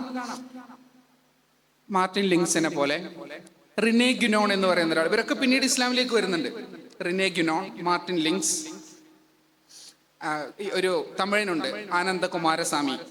ഇങ്ങനത്തെ കുറെ ആളുകളാണ് ഈ ട്രഡീഷണലിസം എന്ന മൂവ്മെന്റുമായി രംഗത്ത് വരുന്നത്. എന്തുകൊണ്ടാണ് ഈ ഒരു മുന്നേറ്റവുമായി ഇവർ രംഗത്ത് വരാനുള്ള കാരണം? അത് അക്കാലത്തെ സാമൂഹിക, സാംസ്കാരിക, രാഷ്ട്രീയ സ്ഥിതി മനസ്സിലാക്കിയാലേ നമുക്ക് കിട്ടുള്ളൂ. എന്താ അപ്പോൾ ഉണ്ടായത്? അപ്പോഴാണ് ആധുനികത ഉദയം ചെയ്തത്. മോഡേണിറ്റി ലോകത്ത് വന്നു. മോഡേണിറ്റിയുടെ, ആധുനികതയുടെ ഭീഷണികൾ ഇവർ നേരത്തെ മനസ്സിലാക്കി. ഇത് അറിവിന്റെ പവിത്രതയെ ഇല്ലാതാക്കുന്നു, ഇത് സംസ്കാരങ്ങളുടെ പൈതൃകത്തെ നശിപ്പിക്കുന്നു. ആധുനികതയുടെ അപകടങ്ങളെ കുറിച്ച് അവർക്ക് മനസ്സിലായി. അങ്ങനെ ആധുനിക ഉണ്ടാക്കിയ അപകടങ്ങളെ മറികടക്കാൻ ആധുനികതയുടെ രണ്ട് പ്രധാന കാര്യമാണ്. ഒന്ന് മെറ്റീരിയലിസവും സെക്യുലറിസവും. മെറ്റീരിയലിസം എന്ന് പറഞ്ഞാൽ മനുഷ്യൻ വിജയിക്കുന്നത് ഈ ഉപായങ്ങളും ഉപകരണങ്ങളും സന്നാഹങ്ങളും വർദ്ധിപ്പിക്കുമ്പോഴാണ്, പൈസ കൂട്ടുമ്പോഴാണ്, വീട് വെക്കുമ്പോഴാണ്, കാറ് വെക്കുമ്പോഴാണ്. അവിടെയാണ് മതങ്ങൾ മുന്നോട്ട് വയ്ക്കുന്ന ആത്മീയത എല്ലാം ഒരു സുഹൃത്തിൽ അധിഷ്ഠിതമാണ്, ഒരു ത്യാഗത്തിൽ അധിഷ്ഠിതമാണ്. അപ്പോ ഇങ്ങനെ വിഭവ സമാഹരണം കൊണ്ട് മനുഷ്യ മനസ്സ് സംതൃപ്തമാകില്ലെന്ന് കണ്ടപ്പോ എങ്കിൽ പരിത്യാഗം കൊണ്ട് അത് സാധ്യമാക്കാം എന്നൊരു ചിന്ത അവിടെ ഉണ്ട്. അതോടൊപ്പം തന്നെ സെക്യുലറിസം എന്ന വലിയൊരു ഭീഷണി അവരുടെ കാലത്തുണ്ട്. എന്താ സെക്യുലറിസം? ഇന്ത്യയിൽ സെക്യുലറിസം എന്ന് പറയുമ്പോൾ അർത്ഥമല്ല യൂറോപ്പിൽ. ഇന്ത്യൻ സെക്യുലറിസം എന്ന് പറഞ്ഞാല് not religious and at the very same time not irreligious. മതപരവും മതവിരുദ്ധവുമാകാത്തത്. മതപരമാകരുത്, മതവിരുദ്ധവുമാകരുത്. എന്നാൽ യൂറോപ്പ് സെക്യുലറിസത്തെ നിർവചിച്ചത് മതവിരുദ്ധമായത് എന്ന അർത്ഥത്തിലാണ്. അതുകൊണ്ടാണ് ഫ്രാൻസിലും ബെൽജിയത്തിലും ഒക്കെ പൊതു ഇടങ്ങളിൽ ഹിജാബിനെന്നും വിലക്കുള്ളത്. അപ്പൊ സെക്യുലറിസം വന്നാൽ മതങ്ങൾക്കൊക്കെ പ്രശ്നമാണ് എന്ന് മനസ്സിലാക്കിയ അവർ ആധുനികതയുടെ അപകടങ്ങളെ ചെറുക്കാനുള്ള ഒരു പരിചയമായി മതങ്ങളെല്ലാം ഒരുമിച്ച് കൂട്ടാൻ വേണ്ടി ഉപയോഗിച്ചൊരു വാദമാണ് എല്ലാ മതങ്ങളും മോക്ഷത്തിലേക്കുള്ള ശരിയായ വഴികൾ തന്നെയാണ്, പരലോക വിജയത്തിന് വേണ്ടി ആരും മതം മാറേണ്ടതില്ല. അപ്പൊ ഇതാണ് അവരുടെ പ്രചോദനം. ഇത് മനസ്സിലാക്കാതെ നമ്മൾ സർവമത സത്യവാദം എന്ന പരിചയിൽ ഓട്ടയുണ്ടെന്ന് പറഞ്ഞിട്ട്, ലക്ഷണത്തിൽ പെശകുണ്ടെന്ന് പറഞ്ഞിട്ട് കാര്യമില്ല. ഇതിനും പക്ഷെ അനുയായികൾ ഉണ്ടായില്ല എന്നുള്ളതാണ്. ഇതിന് അനുയായികൾ ഇവരുടെ എത്ര മഹത്തായ കൃതികൾ, റിനെ ഗുനോണൊക്കെ മോഡേണിറ്റി വിമർശിച്ചുകൊണ്ട് എഴുതിയ ഗ്രന്ഥങ്ങൾ ആ കാലത്ത് നമുക്ക് അത്ഭുതത്തോടെ അല്ലാതെ കാണാൻ കഴിയില്ല. മാർട്ടിൻ ലിങ്സിന്റെ ഒരുപാട് കൃതികൾ, ഒരുപാട് ഗ്രന്ഥങ്ങൾ, അതൊക്കെ വായിക്കുന്ന മുസ്ലിം സമൂഹത്തിൽ പോലും ഇവർക്ക് അനുയായികൾ ഉണ്ടായില്ല. അതിന്റെ ഏറ്റവും ഇന്ന് ജീവിച്ചിരിക്കുന്ന ഒരാളാണ് സയ്യിദ് ഹുസൈൻ നസർ. അദ്ദേഹം ഒരു ഷിയ പാരമ്പര്യമുള്ള ആളാണ്. അദ്ദേഹം ഈ പെരിനിയലിസ്റ്റ് മുന്നേറ്റത്തിന്റെ ആളാണ്. ഇത് നമുക്ക് ഇന്ത്യയിൽ കാണാൻ കഴിയും. ഹിന്ദു നവോത്ഥാന നായകർക്കിടയിൽ ഈ വാദങ്ങൾ, അല്ലെ, മതമേതായാലും മനുഷ്യൻ നന്നായാൽ മതി, ഒരു ജാതി, ഒരു മതം, ഒരു ദൈവം മനുഷ്യന്. ചിക്കാഗോയിൽ സ്വാമി വിവേകാനന്ദൻ നടത്തിയ ലോകമഹാസമ്മേളനത്തിലെ തന്റെ പ്രഭാഷണം ശ്രദ്ധിച്ചാൽ അതിലിങ്ങനെ ഉണ്ട്: എല്ലാ മതങ്ങളും എല്ലാം സത്യത്തിലേക്കുള്ള വഴികളാണ് എന്നാണ് ഞങ്ങളുടെ വിശ്വാസം. കേവലം എല്ലാ മതങ്ങളെയും സഹിഷ്ണുതയോടെ കാണുക എന്നതല്ല സനാതന വിശ്വാസം, മറിച്ച് എല്ലാ മതങ്ങളും ശരിയായ ഇടത്തിലേക്കുള്ള വഴികൾ തന്നെയാണ് എന്ന് വിശ്വസിക്കണം എന്ന് അദ്ദേഹം പ്രസംഗിക്കുകയും അതിനിടയിൽ പ്രാർത്ഥിക്കുകയും ചെയ്തിട്ടുണ്ട്.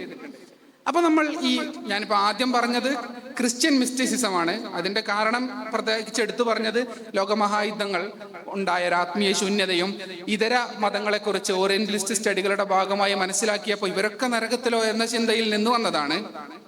രണ്ടാമത് ഞാൻ പറഞ്ഞത് ട്രഡീഷണലിസമാണ്. ആധുനികതയോടുള്ള കലഹം എന്നോണം മതങ്ങൾക്കെതിരാണ് സെക്യുലറിസം എന്ന് മനസ്സിലാക്കി മതങ്ങളെല്ലാം ഒരുമിച്ച് കൂട്ടി ആധുനികതയെ നേരിടാനുള്ള ഒരു മാർഗമായി അവർ സർവ മതസത്യവാദം, പെരിനിയലിസത്തെ മുന്നോട്ട് വെച്ചു. മൂന്നാമത് ഞാൻ പറയുന്നത് ഹിന്ദു റിനൈസൻസ്. അതിന്റെ ഭാഗമായി ഗാന്ധിജി ഇക്കാര്യം പറഞ്ഞിട്ടുണ്ട്. എല്ലാ മതങ്ങളും ശരി തന്നെയാണ് എന്നാണ് ഞാൻ വിശ്വസിക്കുന്നത്. ഗാന്ധിജി പറഞ്ഞിട്ടുണ്ട്, സ്വാമി വിവേകാനന്ദൻ, ശ്രീനാരായണ ഗുരു, ശ്രീരാമകൃഷ്ണ പരമഹംസൻ, ഇന്ത്യയുടെ മുൻ രാഷ്ട്രപതിയായിരുന്ന പേരോർമ്മല്. അപ്പൊ അങ്ങനെ ഒരുപാട് ഹൈന്ദവതയുടെ വക്താക്കൾ ഇത് പറഞ്ഞു. കാരണം എന്താ? കാരണം പരിശോധിക്കുമ്പോഴാണ് നവോത്ഥാനം എന്ന് പറയുന്നത് തന്നെ, നമ്മൾ നവോത്ഥാന നായകരെ പരിശോധിക്കുമ്പോൾ ഒരു വക്കം മൗലവിയെ കാണും, പക്ഷെ മുസ്ലിങ്ങളെ ആരും അതിൽ കാണില്ല. അപ്പൊ നമ്മൾ വിചാരിക്കും നമ്മളൊക്കെ ഭയങ്കര മോശക്കാര്, കാരണം നവോത്ഥാനത്തിൽ നമ്മളില്ലല്ലോ. നവോത്ഥാനം എന്നാൽ വീണിടത്ത് നിന്ന് കൈ പിടിച്ച് ഉയർത്തുന്ന പ്രക്രിയയാണ്. നമ്മൾ വീണ് കടന്നിട്ടില്ല. 5% മാത്രം കേരളത്തിൽ സാക്ഷരത ഉണ്ടായിരുന്ന സമയത്തും മുസ്ലിങ്ങൾക്ക് 100% സാക്ഷരത ഉണ്ടായിരുന്നു. സ്വന്തമായ ഒരു ഭാഷ ഉണ്ടായിരുന്നു, അറബി മലയാളം. 6000-ഓളം പുസ്തകങ്ങൾ വിരചിതമായ അതിമഹത്തായ പൈതൃകം നമുക്കുണ്ടായിരുന്നു. കേരളത്തിന്റെ ആദ്യത്തെ വിരചിത ചരിത്രം തുഹ്ഫത്തുൽ മുജാഹിദീനാണ്. അപ്പോൾ ഇത്രമേൽ പൈതൃകം ഉണ്ടായിരുന്നു. നമ്മൾ വീണ് കടന്നിട്ടില്ല, നമ്മൾ എന്നും ശോഭിച്ചു നിന്നിരുന്നു. പക്ഷെ ആ സമയത്ത് ഹിന്ദു നവോത്ഥാന മുന്നേറ്റത്തിന്റെ പ്രധാനമായ പ്രചോദനം എന്നത് ചോദിച്ചാൽ അതിന് കുറച്ച് ചരിത്രത്തിലേക്ക് പോണ്ടി വരും. വാസ്കോഡഗാമ കാപ്പാട് വന്നു നമുക്കറിയാം. എങ്ങനെയാണ് കേരളത്തിൽ മുസ്ലിം ജനസംഖ്യ വർദ്ധിച്ചത് എന്നൊരു പഠനം കൗതുകമുള്ളവർ നടത്തി നോക്കണം. വാസ്കോഡഗാമ വരുന്ന സമയത്ത് കേരളത്തിലെ മുസ്ലിങ്ങൾ ആദ്യകാലത്ത് ബനു ഇസ്രായേലികളുടെ പോലെയായിരുന്നു. എന്താ, യൂസഫ് നബിയുടെ കുടുംബത്തെ വലിയ താല്പര്യത്തോടെയാണ് ഈജിപ്തിലേക്ക് കൊണ്ടുവന്നത്. കാരണം നല്ല കഴിവുള്ളവർ, നല്ല പ്രഗത്ഭർ. ഇതേപോലെ കടപ്പുറങ്ങളിൽ താമസമാക്കിയ അറബി കുടുംബങ്ങളാണ്. അതായത് അറബികൾ ഇസ്ലാമിന് മുമ്പ് വന്നു പോകുന്നുണ്ട്. അവർ 4 മാസം ഇവിടെയാണ്, 4 മാസം അവിടെയാണ്. അപ്പൊ അവർ വരുമ്പോഴാണ് ഇവിടെ ഗൾഫിൽ നിന്ന് പൈസ വരുന്നത് പോലെ പൈസ വരിക. അതുകൊണ്ട് അവർ 4 മാസം ഇവിടെ ജീവിക്കാനും ഇവിടെ 4 മാസം ജീവിച്ച് തിരിച്ചു പോയവർ ഇനിയും വരാനും അവർക്ക് ഇവിടുത്തെ തങ്ങളുടെ മക്കളെയും പെൺമക്കളെയും സഹോദരിമാരെയൊക്കെ ഇവിടുത്തെ ആളുകൾ കല്യാണം കഴിച്ച് കടപ്പുറത്ത് വീടൊക്കെ വെച്ച് താമസാക്കി. അങ്ങനെ കുറെ അറബി കുടുംബങ്ങൾ ഇവിടെ ഉണ്ട്. അതുകൊണ്ടാണ് ഈ കടപ്പുറം ഭാഗത്ത് നിങ്ങൾ പരിശോധിച്ച് നോക്കിയാൽ മനസ്സിലായി, ഇപ്പോഴും പെൺവീട്ടിലാണ് ഭർത്താക്കന്മാർ താമസിക്കുക. എന്താ ചോദിച്ചാൽ ഇതാണ് കാരണം, ഭർത്താവ് ഇങ്ങനെ വന്നു പോവാണല്ലോ. അപ്പൊ ഇവിടെയാണ് വീട് വെച്ച് കൊടുക്കുക. തലശ്ശേരി ഭാഗത്തൊക്കെ ഉള്ളതിന്റെ ഒരു വേര് തേടി അവിടെ എത്താം. അപ്പൊ ഇങ്ങനെ വന്നു. പിന്നെ അവർ ഇസ്ലാം സ്വീകരിച്ചു റസൂലുള്ളാഹി സ്വല്ലല്ലാഹു അലൈഹി വസല്ലമയുടെ ശേഷം സ്വാഭാവികമായും അവർ ഈ സന്ദേശം തങ്ങളുടെ മക്കൾക്കും പേരക്കുട്ടികൾക്കൊക്കെ പറഞ്ഞു കൊടുത്തപ്പോൾ ഇവർ ഇസ്ലാമിലേക്ക് വന്നു. അപ്പൊ അന്ന് മുസ്ലിങ്ങൾ എന്ന് പറഞ്ഞാൽ കേരളത്തിലേക്ക് അഭിവൃദ്ധി കൊണ്ടുവരുന്ന അറബികളുമായി ഭാഷാവിനിമയത്തിന് സാധ്യമായ അവരുമായി കുടുംബ ബന്ധമുള്ള വലിയ മഹത്തായ പിള്ളമാരാണ്. അപ്പോഴൊന്നും പ്രശ്നം ഉണ്ടായില്ല. അങ്ങനെ വാസ്കോഡ് ഗാമ അറബികളോട് തീർത്താൽ തീരാത്ത വൈര്യമുള്ള ആളാണ് വാസ്കോഡ് ഗാമ. അതിന്റെ ചരിത്രം പഠിക്കണമെങ്കിൽ എന്ത് വേണം? മുസ്ലിം സ്പെയിനിനെ കുറിച്ച് മനസ്സിലാവണം. മുസ്ലിം സ്പെയിൻ ഒരു മുസ്ലിം പോലും ബാക്കിയില്ലാതെ മതപരിവർത്തനം നിർബന്ധിച്ചും പലായനം അതോടൊപ്പം തന്നെ വധവും എല്ലാം നടത്തി മുസ്ലിം ശൂന്യമാക്കിയ ആ ഒരു നാട്ടിൽ നിന്നാണ്, പോർച്ചുഗീസിൽ നിന്നാണ് അദ്ദേഹം വരുന്നത്. സ്പെയിനും പോർച്ചുഗീസും ഒക്കെ അന്നത്തെ അന്തലുസിന്റെ ഭാഗമാണ്. അപ്പൊ അവർക്ക് അറബികളോട് വൈര്യമുണ്ട്. വരുന്ന വഴിക്ക് അറബികൾക്കാണെങ്കിൽ ഇന്ത്യൻ മഹാസമുദ്ര തീരത്ത് വലിയ സ്വാധീനമുള്ള സമയമാണ്. അറബി കപ്പലുകൾ കത്തിച്ചു, അതിലുള്ള ഒരുപാട് പേരെ വധിച്ചു.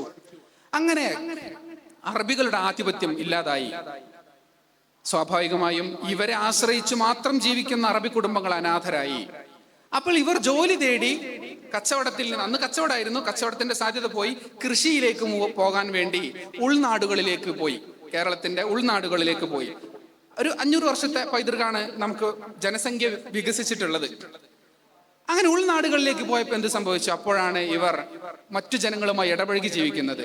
അപ്പോ ജന്മികളൊക്കെ നായന്മാരും കുടിയാന്മാർ, മുസ്ലിങ്ങളായ ജന്മികളുണ്ട് കേട്ടോ, ഇല്ലെന്നല്ല, അവർക്കെതിരെയും ഇവിടെ കലാപങ്ങൾ ഉണ്ടായിട്ടുണ്ട്.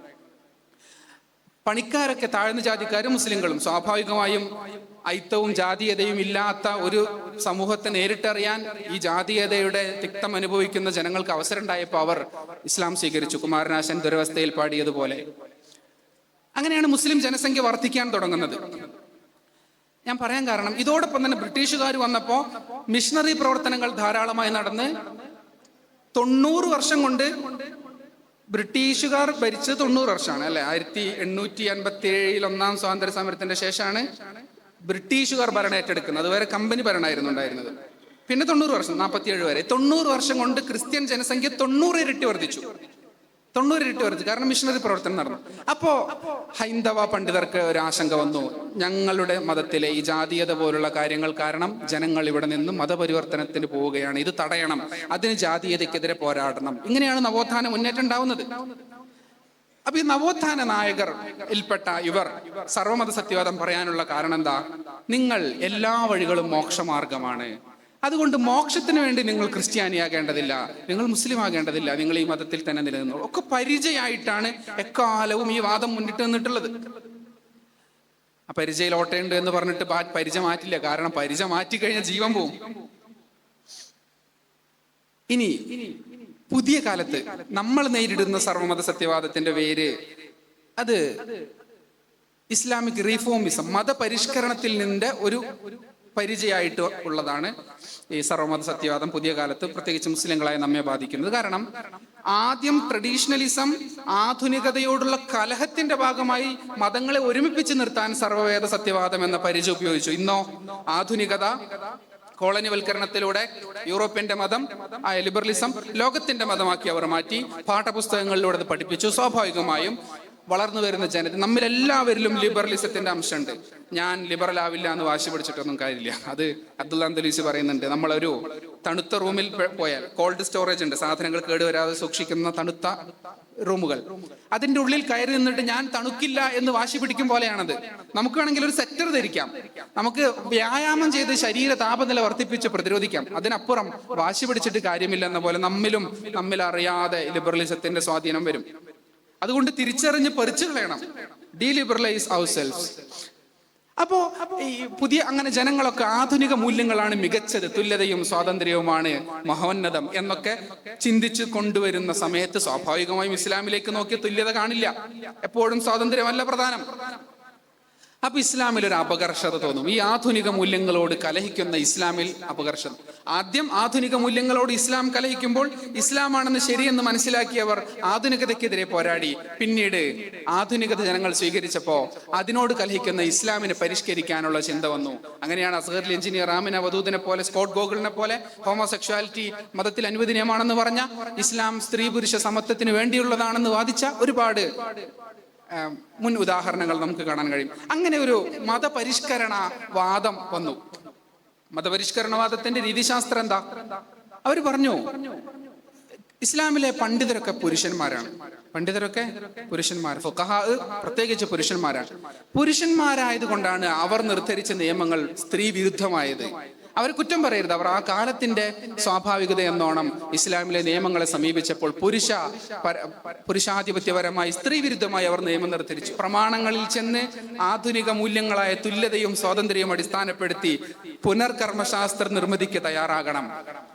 ഇതാണ് അവരുടെ ചിന്ത. ആദ്യം അവർ നിഷേധിക്കും ഫിഖഹിനെയായിരിക്കും, പണ്ഡിത പാരമ്പര്യത്തെയായിരിക്കും. അതിനവർ പൗരോഹിത്യം ആരോപിക്കും.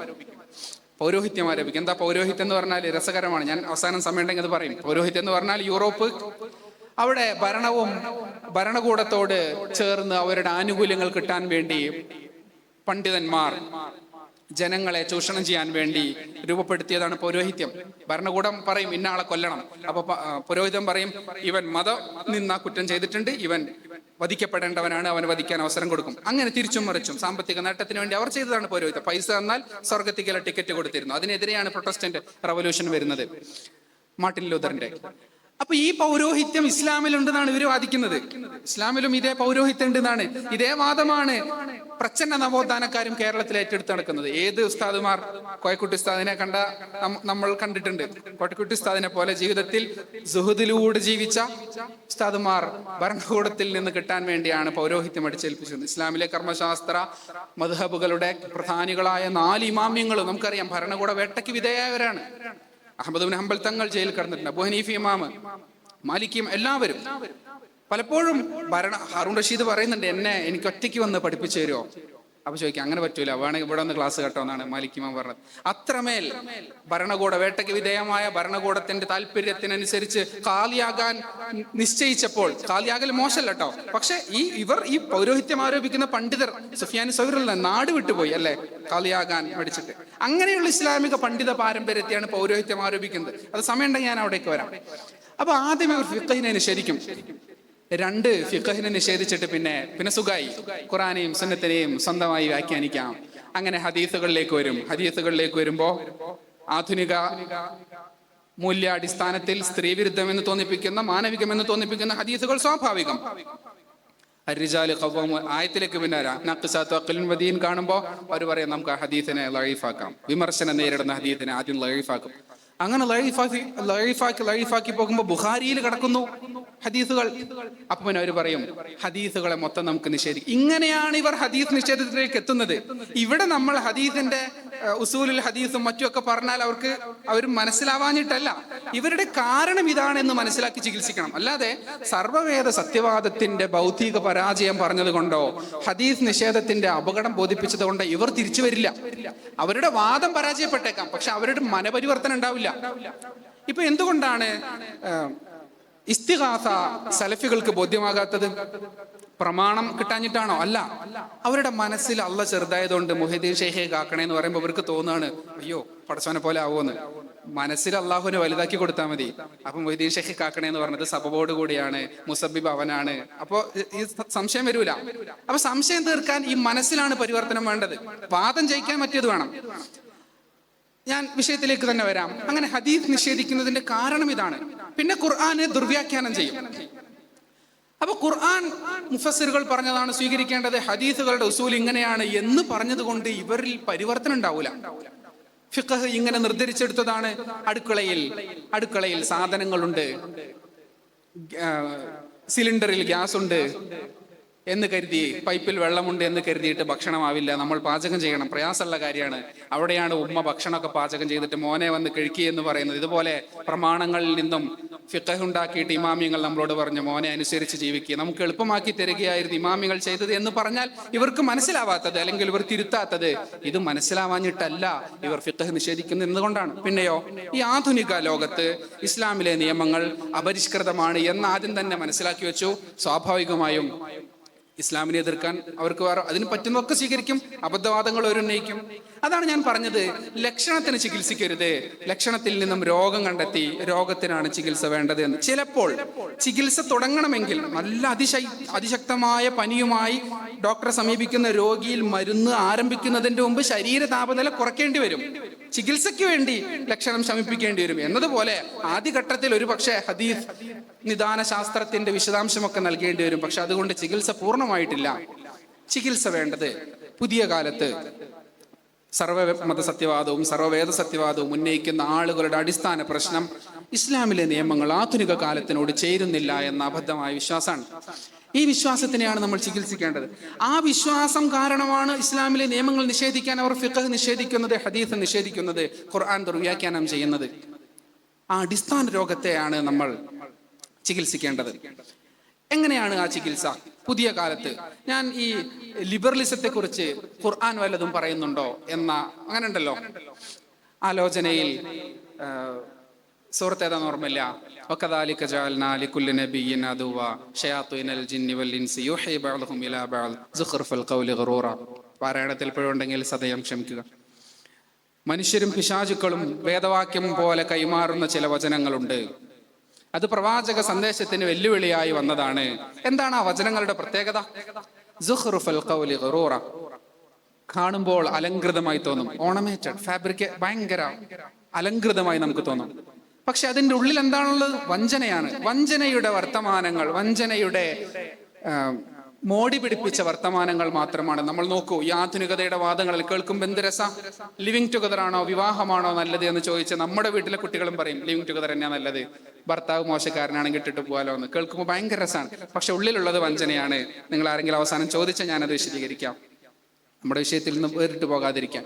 അപ്പോൾ ഈ ആധുനിക മൂല്യങ്ങളോടുള്ള അന്ധമായ വിധേയത്വം കാരണമാണ് കേരളത്തിൽ ഒരുപാട് വിശ്വാസികളെ സ്വാധീനിക്കാൻ പുതിയ കാലത്ത് സർവവേദ സത്യവാദിക്ക് കഴിഞ്ഞിട്ടുണ്ട്. കാരണം എന്താ അറിയോ?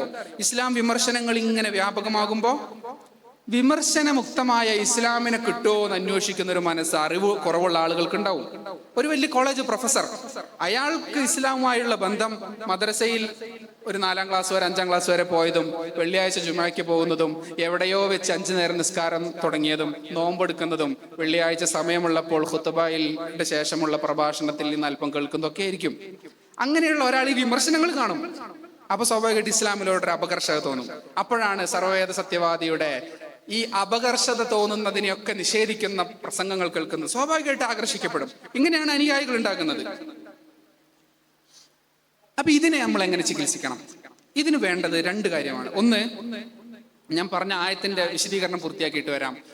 വഞ്ചനയുടെ മോടി പിടിപ്പിച്ച വർത്തമാനങ്ങൾ. അപ്പൊ ഈ വർത്തമാനങ്ങൾ വെറും വഞ്ചനയുടേത് മാത്രമാണ് എന്ന് ആളുകളെ ബോധിപ്പിക്കണം. ഏത് ലിബറൽ ആശയങ്ങൾ എടുത്താലും അതിന്റെ അപകടം അത് അനുവർത്തിച്ച് ജീവിക്കുന്ന അടുത്ത തലമുറ അനുഭവിക്കും എന്ന് ബോധിപ്പിക്കാൻ നമുക്ക് ഇന്നത്തെ യൂറോപ്പിലേക്കോ അമേരിക്കയിലേക്കോ നോക്കിയാൽ മതി. നമ്മെക്കാൾ മുമ്പ് ആധുനിക മൂല്യങ്ങളുമായി ജീവിച്ച അവരുടെ ഇന്നത്തെ അവസ്ഥ എന്താ? ഈ അടുത്ത് അമേരിക്കയിൽ ഏറ്റവും അധികം ആഘോഷിക്കപ്പെട്ടൊരു പുസ്തകമുണ്ട്, ഫാദർലെസ് അമേരിക്ക. നിങ്ങൾ കേട്ടിട്ടുണ്ടാവും.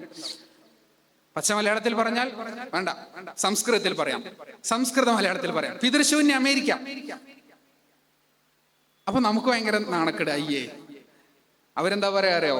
വിവാഹം എന്ന പ്രാകൃതമായ സംസ്കാരത്തിൽ നിന്നും സ്വതന്ത്രരായവരാണ് ഞങ്ങൾ, അതുകൊണ്ടാണ് ഞങ്ങളുടെ മക്കൾ തന്തയില്ലാത്തവരായത് എന്ന് അഭിമാനത്തോടെ പറയുന്ന ഒരു വിഭാഗം ആളുകൾ. 40% ആളുകൾ അമേരിക്കയിൽ സ്വന്തം പിതാവ് ആരാണ് എന്ന് അറിയാത്തവരാണ്. എന്നിട്ട് എന്താ അവിടെ ഉണ്ടായത്? അമേരിക്കയിൽ നിങ്ങൾ പുതിയ തലമുറയാണല്ലേ. ഞാനൊക്കെ സ്കൂളിൽ പഠിക്കുമ്പോൾ പേപ്പറിൽ എപ്പോഴും ഉണ്ടാവും അമേരിക്കയിലെ വിദ്യാർത്ഥി തോക്കുമായി സ്കൂളിൽ പോയി അധ്യാപകനെ വെടിവെച്ചു വന്നു, 8 സഹപാഠികളെ വെടിവെച്ചു വന്നു. അപ്പൊ എന്റെ കുട്ടി മനസ്സിലൊരു കൗതുക ചിന്ത ഉണ്ടായിരുന്നു, എന്തുകൊണ്ടാണ് അമേരിക്കയിലെ കുട്ടികളിൽ ഈ കുറ്റവാസന? അങ്ങനെ അമേരിക്കൻ ജസ്റ്റിസ് ഡിപ്പാർട്ട്മെന്റ് പഠനം നടത്തിയപ്പോൾ അവർക്ക് മനസ്സിലായി കുട്ടികളിൽ കുറ്റവാസന വർദ്ധിക്കുന്നത് പിതാവിന്റെ സംരക്ഷണം കിട്ടാതെ വളരുന്നത് കൊണ്ടാണ്. കാരണം അവർക്ക് ഒരു അരക്ഷിതാവസ്ഥ ഉണ്ടാവും. രക്ഷിതാവ് ഇല്ലാത്ത അവസ്ഥയാണ് അരക്ഷിതാവസ്ഥ. അപ്പൊ ഇവർക്ക് സമൂഹത്തിൽ നിന്ന് കിട്ടേണ്ട ഒരു പരിഗണന, ഒരു പുരുഷ പരിഗണന പിതാവിന്റെ അഭാവം കാരണം നഷ്ടമായി. അതുകൊണ്ട് സമൂഹത്തോട് അവർക്കൊരു വിരോധം ഉണ്ടാകും. അതാണ് ആന്റി സോഷ്യലാക്കി അവരെ മാറ്റുന്നത്. അങ്ങനെ അമേരിക്ക ഇന്ന് കുടുംബ മൂല്യങ്ങളിലേക്കും മടങ്ങിക്കൊണ്ടിരിക്കുകയാണ്. യൂറോപ്പും ആധുനികതയുടെ ആശയങ്ങൾ അനുസരിച്ച് ജീവിച്ച, അല്ലെങ്കിൽ ഇന്നത്തെ ലോകം മൊത്തം യൂറോപ്പ് തന്നെയാണ്. കോളനിവൽക്കരണാനന്തരം യൂറോപ്പ് എല്ലാവിടെയുമുണ്ട്. അതൊരു സ്ഥലത്തിന്റെ പ്രത്യേകത അല്ലല്ലോ. സൂര്യപ്രകാശം വൈദ്യുതിക്കുന്നത് കൊണ്ടല്ലല്ലോ അവിടെ മാറ്റം ഉണ്ടാവണത്. പിന്നെയോ അത് ആ നാടിന്റെ അവിടെ നിന്ന് ഉത്ഭവിച്ച ആശയങ്ങളാണ് യൂറോപ്പ്. എങ്കിൽ ലോകം മൊത്തം ഇന്ന് യൂറോപ്പാണ്. ഇന്ന് ആ ആശയങ്ങൾ അനുസരിച്ച് ജീവിക്കുന്നവർ നേരിടുന്ന രണ്ടാമത്തെ വലിയ പ്രതിസന്ധി എന്താ അറിയോ? നിങ്ങൾ പത്രത്തിൽ വായിച്ചിട്ടുണ്ടാകും, 30 വർഷം കഴിഞ്ഞാൽ ജപ്പാൻ എന്നൊരു രാജ്യം ഉണ്ടാവില്ല. എങ്ങനെ ജപ്പാൻ? മാലിദ്വീപുണ്ട്, വെള്ളത്തിൽ മുങ്ങിപ്പോകുമോ എന്ന ഭീതിയോടെ കഴിയുന്ന രാജ്യം. ചൂട് കൂടുമ്പോ മഞ്ഞുരുകുമ്പോ മാലി പൊങ്ങുന്നു, വെള്ളം പൊങ്ങുന്നു, മാലി മുങ്ങുന്നു. നമുക്ക് ശരി, അള്ളാഹു കാക്കട്ടെ. അങ്ങനെയല്ല ജപ്പാൻ ഇല്ലാതാക്കുന്നത്. പിന്നെ അവിടെ അടുത്ത തലമുറ ഇല്ല, ആളുകൾ കല്യാണം കഴിക്കുന്നില്ല, കല്യാണം കഴിച്ചാൽ തന്നെ കുട്ടി ഉണ്ടാവുന്നില്ല. ലിവിങ് ടുഗദർ ആണെങ്കിൽ എന്തായാലും കുട്ടി വേണ്ടെന്ന് തീരുമാനിക്കുക. കാരണം ഉണ്ടായ കുട്ടി ഞാൻ ഒറ്റയ്ക്ക് നോക്കണം, സ്ത്രീയുടെ ബാധ്യതയാണ്. ലിബറലിസം എന്നാൽ പുരുഷൻ നിർമ്മിച്ചതാണ്. അള്ളാഹു പുരുഷന്റെ ലൈംഗികതയെ നിയന്ത്രിച്ചത് ഉത്തരവാദിത്തം കൊടുത്താണ്. ലൈംഗിക സ്വാതന്ത്ര്യം നിനക്കുണ്ട്, പക്ഷെ നീ മഹർ കൊടുത്ത് നഫക്ക കൊടുത്ത് പരസ്യപ്പെടുത്തി. അദ്ദേഹം വളരെ വിസ്ഡം, വളരെ വൈജ്ഞാനിക മികവ് കൊണ്ട് തന്റെ വാക്കുകൾ ക്രമീകരിക്കാൻ തൗഫീഖ് അള്ളാഹു കൊടുത്ത വലിയൊരു പണ്ഡിതനാണ്. അദ്ദേഹത്തിന്റെ ഓരോ വാക്കും നമുക്ക് ശ്രദ്ധിച്ചു കേട്ടാൽ ഒരുപാട് വ്യാഖ്യാന സാധ്യത ഉള്ളതാണ്.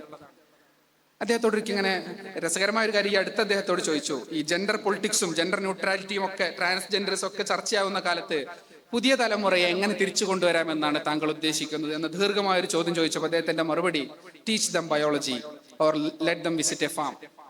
ജനങ്ങളെ ജീവശാസ്ത്രം പഠിപ്പിച്ചാൽ മതി. അതിന് പ്രയാസമാണെങ്കിൽ ഒരു കന്നുകാലി ഫാമിലേക്ക് കൊണ്ടുപോയാൽ മതി.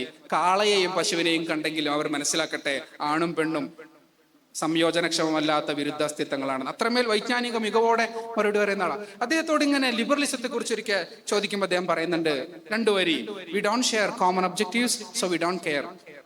ഞങ്ങളുടെ രണ്ടുപേരുടെയും ലക്ഷ്യം ഒന്നല്ല, അതുകൊണ്ട് അവർ പറയുന്നത് ഞങ്ങൾ പരിഗണിക്കുന്നില്ല. ഖുർആനിന്റെ ആ പ്രഖ്യാപനം എന്താ? പരലോക വിശ്വാസം ഇല്ലാത്ത ആളുകൾ അതിലേക്ക് ആകൃഷ്ടരാകും. അപ്പോൾ എന്താണ് ലിബറൽ ആശയങ്ങളിൽ ആകൃഷ്ടരാകുന്നത്? പരലോക വിശ്വാസം നഷ്ടമാകുന്നതുകൊണ്ടാണ്. യു ഓൺലി ലിവ് വൺസ്, അല്ലെ? യോലോ പുതിയ കാലത്തിന്റെ ഒരു സിദ്ധാന്തമാണ്. നിങ്ങൾക്ക് ഒരു ജീവിതമേ ഉള്ളൂ, ആസ്വദിച്ച് ജീവിച്ചോ. അപ്പൊ നമ്മൾ അവിടെ പറയേണ്ടത് we live twice, we all live twice. നമുക്കൊക്കെ 2 ജീവിതങ്ങളുണ്ട്. ആ പരലോക വിശ്വാസം ഉണ്ടാകുമ്പോൾ മാത്രമേ നമ്മുടെ മനസ്സിലുള്ള ലിബറൽ ഇതിനെടുത്ത് പുറത്തുകളയാൻ പറ്റൂ. വിശ്വാസം എന്നതൊരു ഭിത്തി പോലെയാണ്, അല്ലെ? ആദ്യം അടുക്കി വെക്കുന്നത് ഇഷ്ടികയാണ്, പിന്നെ തേക്കുന്നത് സിമന്റ് ആണ്, പിന്നെയാണ് ടൈല് പതിക്കുന്നത്. പക്ഷെ ഭിത്തി ഇളകുമ്പോ ആദ്യം ടൈല് പൊളിയും, സിമന്റ് പൊളിയും, പിന്നെയാണ് ഇഷ്ടിക വീഴുക എന്നതുപോലെ ആദ്യം ഉറക്കേണ്ട വിശ്വാസം അള്ളാഹുവിലുള്ളതാണ്, വഹിയിലുള്ളതാണ്, റസൂലിലുള്ളതാണ്, മലക്കിലുള്ളതാണ്. പിന്നെ അന്ത്യനാളാണ്, പിന്നെ വിധിയാണ്. പക്ഷെ നഷ്ടമാകുന്നത് അവസാനത്തുനിന്നാണ്. ആദ്യം വിധിവിശ്വാസം നഷ്ടമാവും. അത് നമുക്കുണ്ടോ നമ്മളിങ്ങനെ ആലോചിച്ച് നോക്കാം, നമ്മൾ ഏത് സ്റ്റേജിൽ എത്തി എന്നുള്ളത്. ടെസ്റ്റിന്റെ റിസൾട്ട് നാളെയാണ് വരുന്നത്. ഇന്ന് നമ്മൾ ഖത്തമോദണം, തുറക്കണം. എന്റെ ടെസ്റ്റിന്റെ റിസൾട്ട് വന്ന് വാങ്ങാൻ പോകുമ്പോൾ നമ്മൾ പറയാണ്, ടെസ്റ്റിന്റെ റിസൾട്ട് വന്നു കേട്ടോ, എന്താണ് നോക്കാം. ആകാംക്ഷ ഉണ്ടാവണം. പക്ഷെ ടെസ്റ്റിന്റെ റിസൾട്ട് എന്നേ വന്നു, അല്ലെ? ലോകം സൃഷ്ടിക്കും മുമ്പേ വന്ന റിസൾട്ടാണ് ഞാനിപ്പോൾ വായിക്കാൻ പോകുന്നത് എന്ന വിശ്വാസം നമുക്ക് നിരാശനാകാതിരിക്കാൻ നമുക്ക് വലിയ കരുത്ത് നൽകും. പിന്നെ അന്ത്യനാളിലുള്ള വിശ്വാസം നഷ്ടമാവുക. ഇപ്പോഴൊക്കെ തഹജ്ജുദൊക്കെ ഉണ്ടാവും. ഈ ഘട്ടത്തിൽ എത്തി നിൽക്കുന്നവർ ലിബറലിസം പെട്ടെന്ന് സ്വാധീനിക്കും. അപ്പൊ രണ്ടാമത്തെ ഒന്നാമത് പറഞ്ഞത് അതിൻ്റെ ഉള്ളിൽ വഞ്ചന ഉൾച്ചേർന്നിട്ടുണ്ട് എന്ന് ആളുകളെ ബോധിപ്പിക്കുക. രണ്ടാമത്തേത് പരലോക വിശ്വാസം ഊട്ടിയുറപ്പിക്കുക. ഇത് ചെയ്താൽ മാത്രമേ ഇസ്ലാമിനോട് ഒരു അഭിമാന ബോധം വരുള്ളൂ. ഈ ചികിത്സ നടത്തിയതിന്റെ ശേഷമാണ് പിന്നെ അവർക്ക് വരുന്ന സംശയങ്ങൾ തീർത്തു കൊടുക്കേണ്ടത്. ഇപ്പൊ സ്വാഭാവികമായും നിങ്ങൾ ആലോചിച്ചു, ഇവർ ഉന്നയിക്കുന്ന പ്രധാനപ്പെട്ട ആരോപണങ്ങൾ ഒന്ന്, ഇസ്ലാം എന്ന് പറയുന്നത്, അഹ്ലുസുന്ന എന്ന് പറയുന്നത് മുആവിയൻ മതമാണ്. മുആവിയൻ മതം എന്താ? മുആവിയൻ മതം കഥ, കാൽപ്പനിക കഥകളാണ് ഇവർ ആളുകൾക്ക് അങ്ങനെയാണ്. അപവാദങ്ങളും അപസർപ്പക കഥകളും കേൾക്കാൻ ഇഷ്ടമാണ്, ഗോസിപ്പുകൾ കേൾക്കാൻ ഇഷ്ടമാണ്, ഗീബത്ത് കേൾക്കാൻ ഇഷ്ടമാണ്. ഈ ഹരാരി സാപ്പിയൻസിൽ പറയുന്നുണ്ട്, ലോകത്തെ ഏറ്റവും പ്രധാനപ്പെട്ട ശാസ്ത്രജ്ഞരുടെ ഒരു സമ്മേളനം നടക്കുകയാണെങ്കിൽ സംസാരം കഴിഞ്ഞു വന്ന് തന്റെ സീറ്റിലിരിക്കുന്ന ശാസ്ത്രജ്ഞനോട് തൊട്ടടുത്ത രാജ്യത്ത് നിന്ന് വന്ന ആസനസ്ഥനായ ശാസ്ത്രജ്ഞൻ സംസാരിക്കുക, അതുവരെ നമ്മൾ വിചാരിക്കുക അതുവരെ അവതരിപ്പിച്ച വിഷയത്തെക്കുറിച്ചായിരിക്കും അവർ സംസാരിക്കുക എന്നാണ്. പക്ഷേ അവർ സംസാരിക്കുക ഇപ്പോൾ വിഷയം അവതരിപ്പിച്ചു കൊണ്ടിരിക്കുന്ന ശാസ്ത്രജ്ഞന്റെ ഭാര്യ ഡ്രൈവറുടെ കൂടെ ഒളിച്ചോടി പോയതിനെ കുറിച്ചായിരിക്കും. ഹരാരി അത് കൃത്യമായിട്ട് പറഞ്ഞു. കാരണം മനുഷ്യന് അപസർപ്പ കഥകൾ വളരെ ഇഷ്ടമാണ്. അങ്ങനെ ഇവർ ഉന്നയിക്കുന്ന കഥകൾ ഒന്ന് മുആവിയൻ മതമാണ് ഇസ്ലാം. കേൾക്കുമ്പോൾ ഈ കഥകളുടെ ഒരു പ്രത്യേകത എന്താ? കേൾക്കുമ്പോൾ നമുക്ക് അത് ശരിയാണല്ലോ തോന്നും. ഇവർ പറയുന്നത് ഇങ്ങനെ, അബൂ സുഫിയാൻ റളിയല്ലാഹു അൻഹു ഇവരുടെ വാദത്തിൽ ഇസ്ലാമിന്റെ ശത്രുവാണ്. മക്കൻ ഫത്ഹ് കഴിഞ്ഞു, ഇനി നിൽക്കക്കള്ളിയില്ല. അതുകൊണ്ട് വ്യാജമായി ഇസ്ലാം സ്വീകരിച്ചു, കപടമായി സ്വീകരിച്ചു ഇസ്ലാമിനെ തകർക്കാൻ. അങ്ങനെ മകനോട് പറഞ്ഞു, മുആവിയ റളിയല്ലാഹു അൻഹു, നീ മുഹമ്മദിന്റെ സല്ലല്ലാഹു അലൈഹി വസല്ലം വിശ്വസ്തനാകണം. അങ്ങനെ തന്റെ സൈനിക പാഠവും മറ്റുമൊക്കെ കണ്ട് ഖുലഫാഉർ റാഷിദീങ്ങളുടെ കാലത്ത് തന്നെ ഗവർണറായി നിശ്ചയിക്കപ്പെട്ട വ്യക്തിയാണ് മുആവിയ റളിയല്ലാഹു. ഭരണത്തിൽ വലിയ അപാരമായ മിടുക്കുള്ള ആളാണ്. ഉമവികളെല്ലാം അങ്ങനെ. ഉമവികൾ നേടിയ ഇസ്ലാമിക ഭൂമികയെ ഇന്നും ഭൂമിയുടെ മുകളിലുള്ളൂ. അവർ കുറച്ചു കാലം കൂടി ഉണ്ടായിരുന്നെങ്കിൽ. അപ്പോ വലിയ മിടുക്കുള്ള ആളാണ്. അങ്ങനെ ഇവർ പറയാണ്, അങ്ങനെ മുആവിയ റളിയല്ലാഹു അൻഹു എന്ത് ചെയ്തു? ഇവരുടെ വാദത്തിൽ ഇസ്ലാമിനെ തകർക്കാൻ വേണ്ടതൊക്കെ ചെയ്തു. മകനായ യസീദിന് കൊട്ടേഷൻ കൊടുത്തു. അങ്ങനെയാണ് പ്രവാചക കുടുംബത്തെ ഇല്ലായ്മ ചെയ്യുന്ന കർബല. അത് ഇവരുടെ പ്ലാനിങ് ആണ്. നാലിച്ചു 3 തലമുറ നീണ്ടുന്ന പ്ലാനിങ് ആണ് അത്രേ. കേൾക്കുമ്പോൾ നമുക്ക് ഒരു നോവൽ വായിക്കുന്ന പ്രതീതി, അത് ശരിയാണല്ലോ എന്ന് ഏതൊരു മനുഷ്യനും തോന്നുന്ന രീതിയിലാണ് അവതരണം. പിന്നെ ഉമവികളുടെ കാലത്താണ് ഹദീസ് സമാഹരണം, അല്ലെ? ഉമർ ഇബ്നു അബ്ദുൽ അസീസ് റളിയല്ലാഹു അൻഹു ആണ് അതിനു വേണ്ടി കമ്മീഷൻ ചെയ്യുന്നത്, ഹദീസ് സമാഹരണം നടത്തുന്നത്. അപ്പൊ ഇവര് പറയാണ്, ആ സമയത്താണ് സീറുകൾ വിരചിതമാകുന്നത്. അപ്പൊ ഇവര് പറഞ്ഞു, പ്രവാചകനെ മോശക്കാരനായി ചിത്രീകരിക്കാൻ ഇവർ വ്യാജമായ ഹദീസുകൾ നിർമ്മിച്ചു. ആ ഹദീസുകളാണ് ഇന്ന് വിമർശകർ ഉദ്ധരിക്കുന്നത്. ആ ഹദീസുകളാണ് പ്രവാചകനെ സ്ത്രീലമ്പടനാക്കാൻ ഇവർക്ക് സഹായകമാകുന്നത്. ആ ഹദീസുകളാണ് പ്രവാചകനെ മാനവിക വിരുദ്ധരാക്കാൻ ഇവർക്ക് സഹായകമാകുന്നത്. അങ്ങനെയാണ് ഇവരുടെ ഹദീസ് നിഷേധവാദം വരുന്നത്. കേൾക്കുമ്പോൾ ഏതൊരാൾക്ക് എന്താ തോന്നുക? ഈ വിമർശനം കണ്ട് ഇസ്ലാമിൽ അപകർഷത തോന്നുന്ന ആളുകൾക്ക് ഇത് പെട്ടെന്ന് വിശ്വസിക്കാൻ തോന്നും. എന്റെ നബി സത്യത്തിൽ ഇങ്ങനെയൊന്നല്ല, ഇത് മുആവിയയും മക്കളും ഉണ്ടാക്കിയെടുത്ത ഒരു പ്രവാചകനാണ്, അവരാണ് ഈ ഹദീസൊക്കെ എഴുതി ഉണ്ടാക്കിയത്.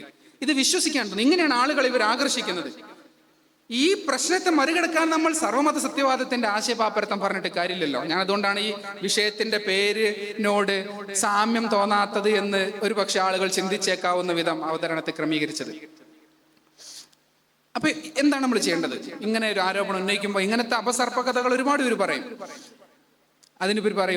അതിന് പണ്ട് ഓറിയന്റലിസ്റ്റുകൾ, നിങ്ങൾ ഹദീസ് ഡിപ്പാർട്ട്മെന്റിലെ കുട്ടികളുണ്ടെങ്കിൽ നിങ്ങൾ പഠനത്തിൽ പിന്നീട് കാണും, ജോസഫ് ഷാക്തിന്റെയും ഗോൾസിയറുടെയും ജോയിൻ പോളിന്റെയും ഒക്കെ പഠനങ്ങൾ.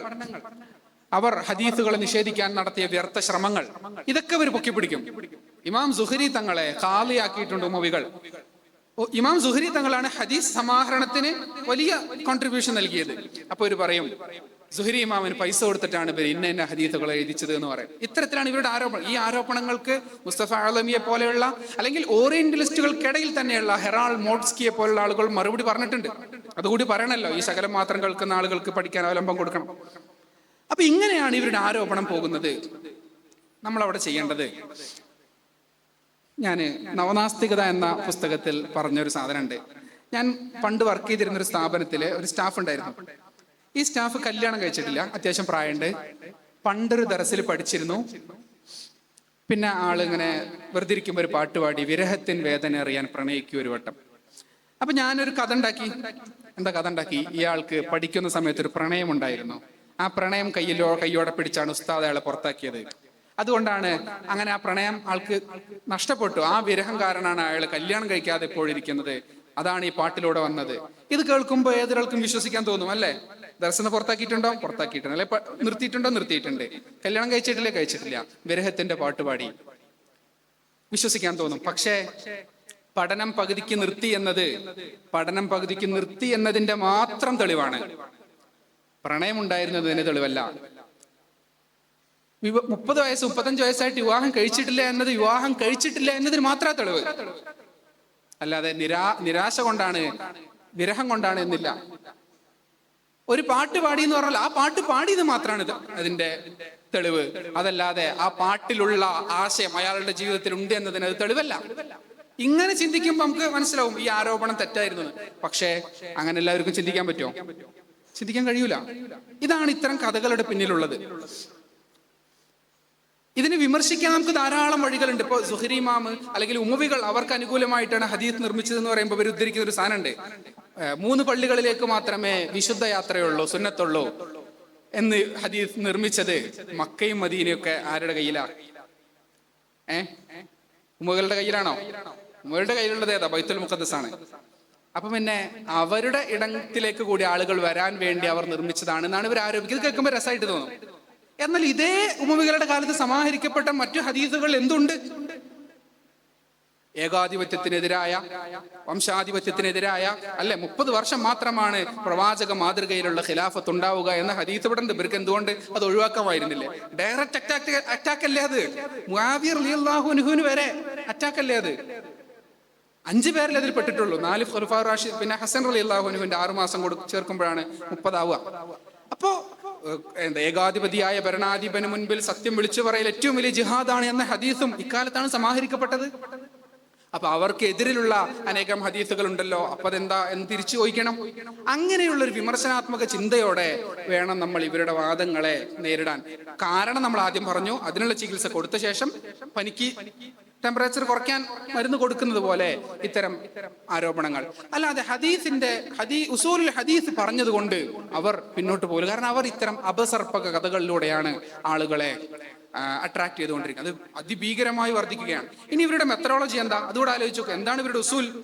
വളരെ സിമ്പിളാണ്.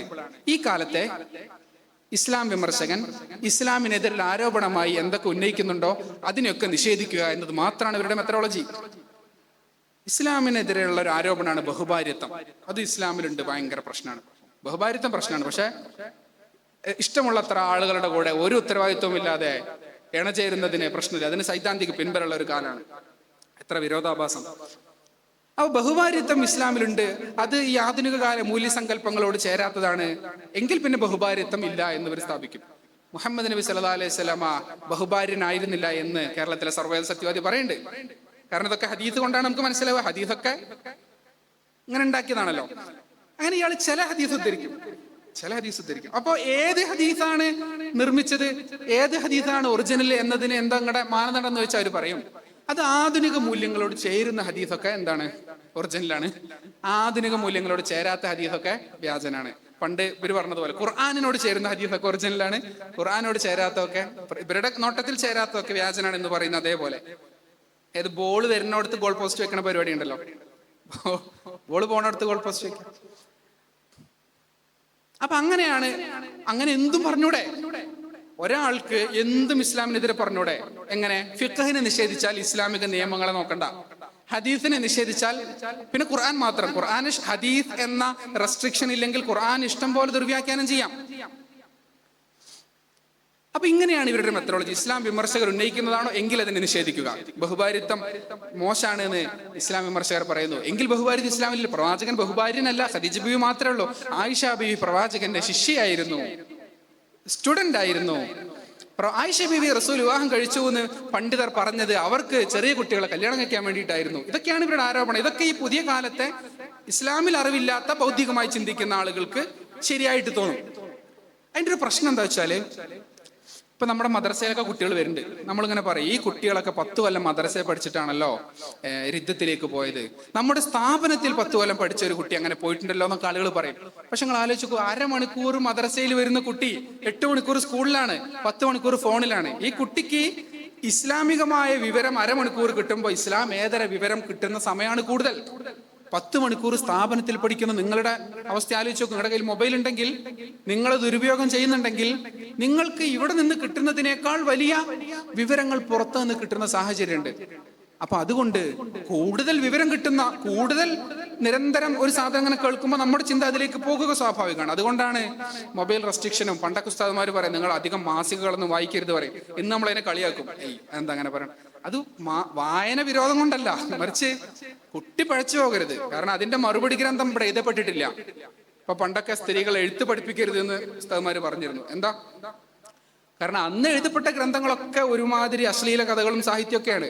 അത് വായിച്ച് നമ്മുടെ ഉമ്മമാർ വഴിപഴച്ച് പോകരുത്. പിന്നീട് നമുക്ക് വായിക്കാനുള്ള സാഹിത്യങ്ങളൊക്കെ വന്നപ്പോൾ എങ്കിൽ പിന്നെ എഴുത്ത് ആയിക്കോട്ടെ, നിങ്ങൾക്ക് എഴുതാനുള്ള എന്ന ഒരു തീരുമാനമായിരിക്കണം അതിന്റെ പിന്നിലുണ്ടാവുക. അങ്ങനെയാണല്ലോ നമ്മൾ മുൻഗാമികൾക്ക് ന്യായീകരണം കണ്ടെത്തേണ്ടത്. അപ്പോ അവസാനിപ്പിക്കുന്നത്, ഇത്തരം കാൽപ്പനിക കഥകളെ ആളുകൾ പെട്ടെന്ന് സ്വാധീനിക്കും. കാരണം ഇസ്ലാമിൽ അവർക്ക് അറിവ് കുറവാണ്. വലിയ ശാസ്ത്രജ്ഞനായിരിക്കും, ഇസ്ലാമിൽ അറിവ് കുറവാണ്.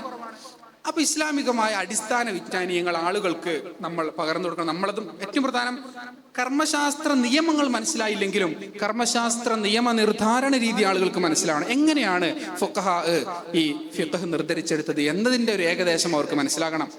നമ്മുടെ ഉലമാഇന്റെ നിസ്വാർത്ഥത അവർക്ക് ബോധ്യമാകണം. അപ്പോഴാണ് ഈ ആരോപണങ്ങൾ തള്ളിക്കളയാൻ കഴിയുക. അപ്പൊ ഇവരുടെ മെത്തഡോളജി, ഇസ്ലാമിനെ വിമർശിക്കുന്ന ആൾ ഉന്നയിക്കുന്ന കാര്യം ഇസ്ലാമിൽ ഇല്ല എന്ന് പറയും. എന്തും പറഞ്ഞൂടെ? ഇപ്പൊ ഖുർആനിൽ ബഹുഭാര്യത്വം ഉണ്ടല്ലോ. 2, 3, 4 കെട്ടിക്കോ, പറ്റില്ലെങ്കിൽ ഒന്നെന്നാ പറഞ്ഞത്. നമ്മളൊക്കെ പറഞ്ഞിട്ടാ തോന്നുന്നത് എന്താ? ഒന്നാണ് ഏറ്റവും നല്ലത്. നിങ്ങൾക്ക് നിവൃത്തിയില്ലാണ്ട് വന്ന 2, 3, 4 ആയിക്കോ, അതിനൊന്നും പറ്റില്ലെങ്കിൽ ഒന്നാണ്. അപ്പൊ ഇതിനെ ഇവരെങ്ങനെ ദുർവ്യാഖ്യാനം ചെയ്യാം? ബഹുഭാര്യത്വം ഒരു വ്യക്തിക്കുള്ളതല്ല, മറിച്ചോ ഒരു രാഷ്ട്രീയ സാഹചര്യം ഉണ്ടായി, യുദ്ധമുണ്ടായി, കുറെ അനാഥരായി, കുറെ സ്ത്രീകൾ അബലകളായി. അപ്പൊ ഗവൺമെന്റ് പറയാണ് നിങ്ങൾ എന്ത് ചെയ്തോ, നിങ്ങൾ ഒന്നിലധികം വിവാഹം കഴിച്ചു, അങ്ങനെ മാത്രമേ അത് പറ്റുള്ളൂ എന്നാണ് ഇവരുടെ ദുർവ്യാഖ്യാനം. അപ്പൊ ഇവർ വിചാരിക്കുന്നത് എന്താ? അതാണ് രസം. ഇവർ വിചാരിക്കുന്നത് കേട്ടാല് ഇസ്ലാമിനോട് അപകർഷത തോന്നി ഫെമിനിസത്തിലേക്ക് മറ്റുമൊക്കെ പോകുന്ന ആളുകൾ എവിടേക്ക് വരുന്നതാണ്? ഇവർ മുന്നോട്ടേക്ക് ഇസ്ലാമിലേക്ക് വരുമോ? അപ്പൊ അവർ ചോദിക്കും, അല്ല അപ്പൊ കുറെ ആണുങ്ങൾ, കുറെ സ്ത്രീകൾ മരിച്ചാല് സ്ത്രീകൾക്ക് ബഹുഭർത്തൃത്വം പറ്റും ഉസ്താദ് എന്നല്ലേ തിരിച്ചു ചോദിക്കുള്ളൂ അല്ലേ? ഇസ്ലാമിനെ ലിബറലൈസ് ചെയ്താല് ലിബറലിസത്തിൽ നിന്ന് ആളുകൾ ഇസ്ലാമിലേക്ക് വരില്ല ചെയ്യാ. ലിബറലിസത്തിലേക്ക് പോകാതെ ഇസ്ലാമിൽ നിന്ന് ആളുകൾ കൂടി എന്തിലേക്ക് പോകും? ഇപ്പൊ ഹറാം സിനിമകൾ ഒരുപാടുണ്ട്. അപ്പൊ കുറച്ച് ആൾക്കാർക്ക് തോന്നുന്നുണ്ട് നമുക്ക് കുറെ ഹലാൽ സിനിമകൾ കൊണ്ടുവരാം. അപ്പൊ എന്ത് സംഭവിക്കും? ഈ ഹറാം സിനിമകൾ കാണുന്ന ആളുകൾ ഹലാൽ സിനിമയിലൂടെ എവിടേക്ക് വരും? ഇസ്ലാമിലേക്ക് വരും. എന്താ ഉണ്ടാവുക? സിനിമ ഹറാമാണ് എന്ന് കരുതി വിട്ടു നിൽക്കുന്ന ഒരു ചെറിയ വിഭാഗം ഉണ്ടല്ലോ, ഇവർ പോലും ഹലാൽ സിനിമയിലൂടെ എവിടെത്തും? ഹറാം സിനിമയിലെത്തും. ഈ വെള്ളം മുകളിൽ നിന്ന് താഴ്ത്തിക്കല്ലേ ഒഴുകുള്ളൂ. ഒരു ഡാമില് വെള്ളം കുറച്ച് കുറവാണ്, അടിക്കൂട്ടൊരു പുഴ ഒഴുകുണ്ട്. അപ്പൊ നമ്മൾ ഡാം ഒന്നൊരു പൈപ്പ് പുഴയ്ക്ക് ഇടുകയാണ്. അപ്പൊ നമ്മൾ വിചാരിക്കണം എന്താ? പുഴയത്തെ വെള്ളമൊക്കെ എവിടേക്ക് കയറും? ഡാമിലേക്ക് കയറുന്ന. പുഴയത്തോളം ഡാമിക്ക് കയറില്ല, ഡാമത്തെ വെള്ളം കൂടെ എവിടേക്ക് വരിക ചെയ്യാം? പുഴയ്ക്ക് വരികയും ചെയ്യാം. എന്തുകൊണ്ട് യൂറോപ്പിൽ ക്രിസ്ത്യാനിസം ഇല്ലാതായി എന്ന ചോദ്യത്തിന് ഹക്കീം മുറാദ് പറയുന്നുണ്ട്, യൂറോപ്പ് സ്വന്തം ലിബറലിസം അവിടെ ആളുകൾ സ്വീകരിച്ചപ്പോൾ യൂറോപ്പ് ക്രിസ്ത്യാനിസത്തെ ലിബറലൈസ് ചെയ്തു. അപ്പൊ യൂറോപ്പ് ആഗ്രഹിച്ചത് ലിബറലുകളായ ആളുകളൊക്കെ എവിടേക്ക് മടങ്ങുന്നതാണ്? ക്രിസ്ത്യാനിറ്റിസിലേക്ക് മടങ്ങുന്ന. എന്നിട്ട് അദ്ദേഹം പറയണ്ടേ, ഈ ലിബറലുകൾക്ക് അല്ലെങ്കിൽ ഏത് മനുഷ്യനും തങ്ങളോട് വിയോജിച്ച് നിൽക്കുന്ന ആദർശമാണെങ്കിലും അതിൽ ഉറച്ചു നിൽക്കുന്നതിനോടൊരു ആദരവുണ്ടാവും. പക്ഷെ ആ ഉറച്ചു നിൽക്കാതെ പിന്നാലെ മണപ്പിച്ച് പോയാൽ അവരിങ്ങോട്ട് വരികയല്ലേ ചെയ്യാ, അങ്ങോട്ടാണ് പോകേണ്ടത് എന്ന സന്ദേശമാണ് അവർക്ക് കിട്ടുക. അപ്പൊ അവർ അങ്ങോട്ടേ പോകുള്ളൂ. അതുകൊണ്ടാണ് സർവമത സത്യവാദികൾ എന്ന സർവമത സത്യവാദം എന്നത് ഇവരുടെ ഒരു ആയുധം മാത്രമാണ്. ഏതായുധം? ജനങ്ങൾ, ഇതര മതവിശ്വാസികൾ സത്യമോക്ഷത്തിലെ മാർഗത്തിലേക്ക് വന്നില്ലെങ്കിൽ പരലോകത്ത് പരാജയപ്പെടുമെന്ന ഇസ്ലാമിക വിശ്വാസം നേരത്തെ പറഞ്ഞതുപോലെ കുറെ ആളുകൾക്ക് പ്രയാസം ഉണ്ടാകുന്നു. അത് പരിഹരിക്കാൻ സർവമത സത്യവാദത്തെ കൊണ്ടുവരുന്നു. അതോടെ നിൽക്കുന്നില്ല, മറ്റു അനേകം വിഷയങ്ങൾ ആധുനിക ലോകത്ത് അസ്വീകാര്യമായ ഇസ്ലാമിലെല്ലാം ഇവർ നിഷേധിക്കുന്നു. അതുകൊണ്ട് നമ്മുടെ അറ്റാക്ക്, നമ്മുടെ ഒരു മുൻഗണന സർവമത സത്യവാദത്തിലേക്ക് ചുരുങ്ങിയാൽ വലിയ ന്യൂമോണിയയ്ക്ക് പാരസെറ്റമോൾ കൊടുക്കുന്ന പോലെയാകും. അതൊരു ലക്ഷണമാണ്. ഈ രോഗം മാറി ആ ലക്ഷണം പോകും. ഈ രോഗം മാറിയാൽ ആ ലക്ഷണവും പോകും. അപ്പൊ പുതിയ കാലത്തെ സർവമത സത്യവാദം എന്ന് പറയുന്നത് മതപരിഷ്കരണ ചിന്തയിൽ നിന്ന് വരുന്ന ഒരു ലക്ഷണമാണ്. രോഗം മതപരിഷ്കരണമാണ്, ചികിത്സ അതിന്റെ കാരണം ആധുനിക മൂല്യങ്ങളോടുള്ള വിധേയത്വവും ഇസ്ലാമിനോടുള്ള അപകർഷതയുമാണ്. പരിഹാരം ഇസ്ലാമിക മൂല്യങ്ങളുടെ ഔന്നിത്യം ബോധ്യപ്പെടലും ആധുനിക മാലിന്യങ്ങളുടെ അപകടം അടുത്ത തലമുറയെ ബോധിപ്പിക്കലുമാണ്. അരമണിക്കൂർ മുൻപ് ഞാൻ വിഷയാവതരണം അവസാനിപ്പിക്കുന്നു. ഇതുമായി ബന്ധപ്പെട്ട് നിങ്ങൾക്ക് ചോദിക്കാനുള്ള സമയമാണ്. ജസാക്കുമുല്ലാഹ് ഖൈറൻ. അസ്സലാമു അലൈക്കും വറഹ്മത്തുള്ളാഹി.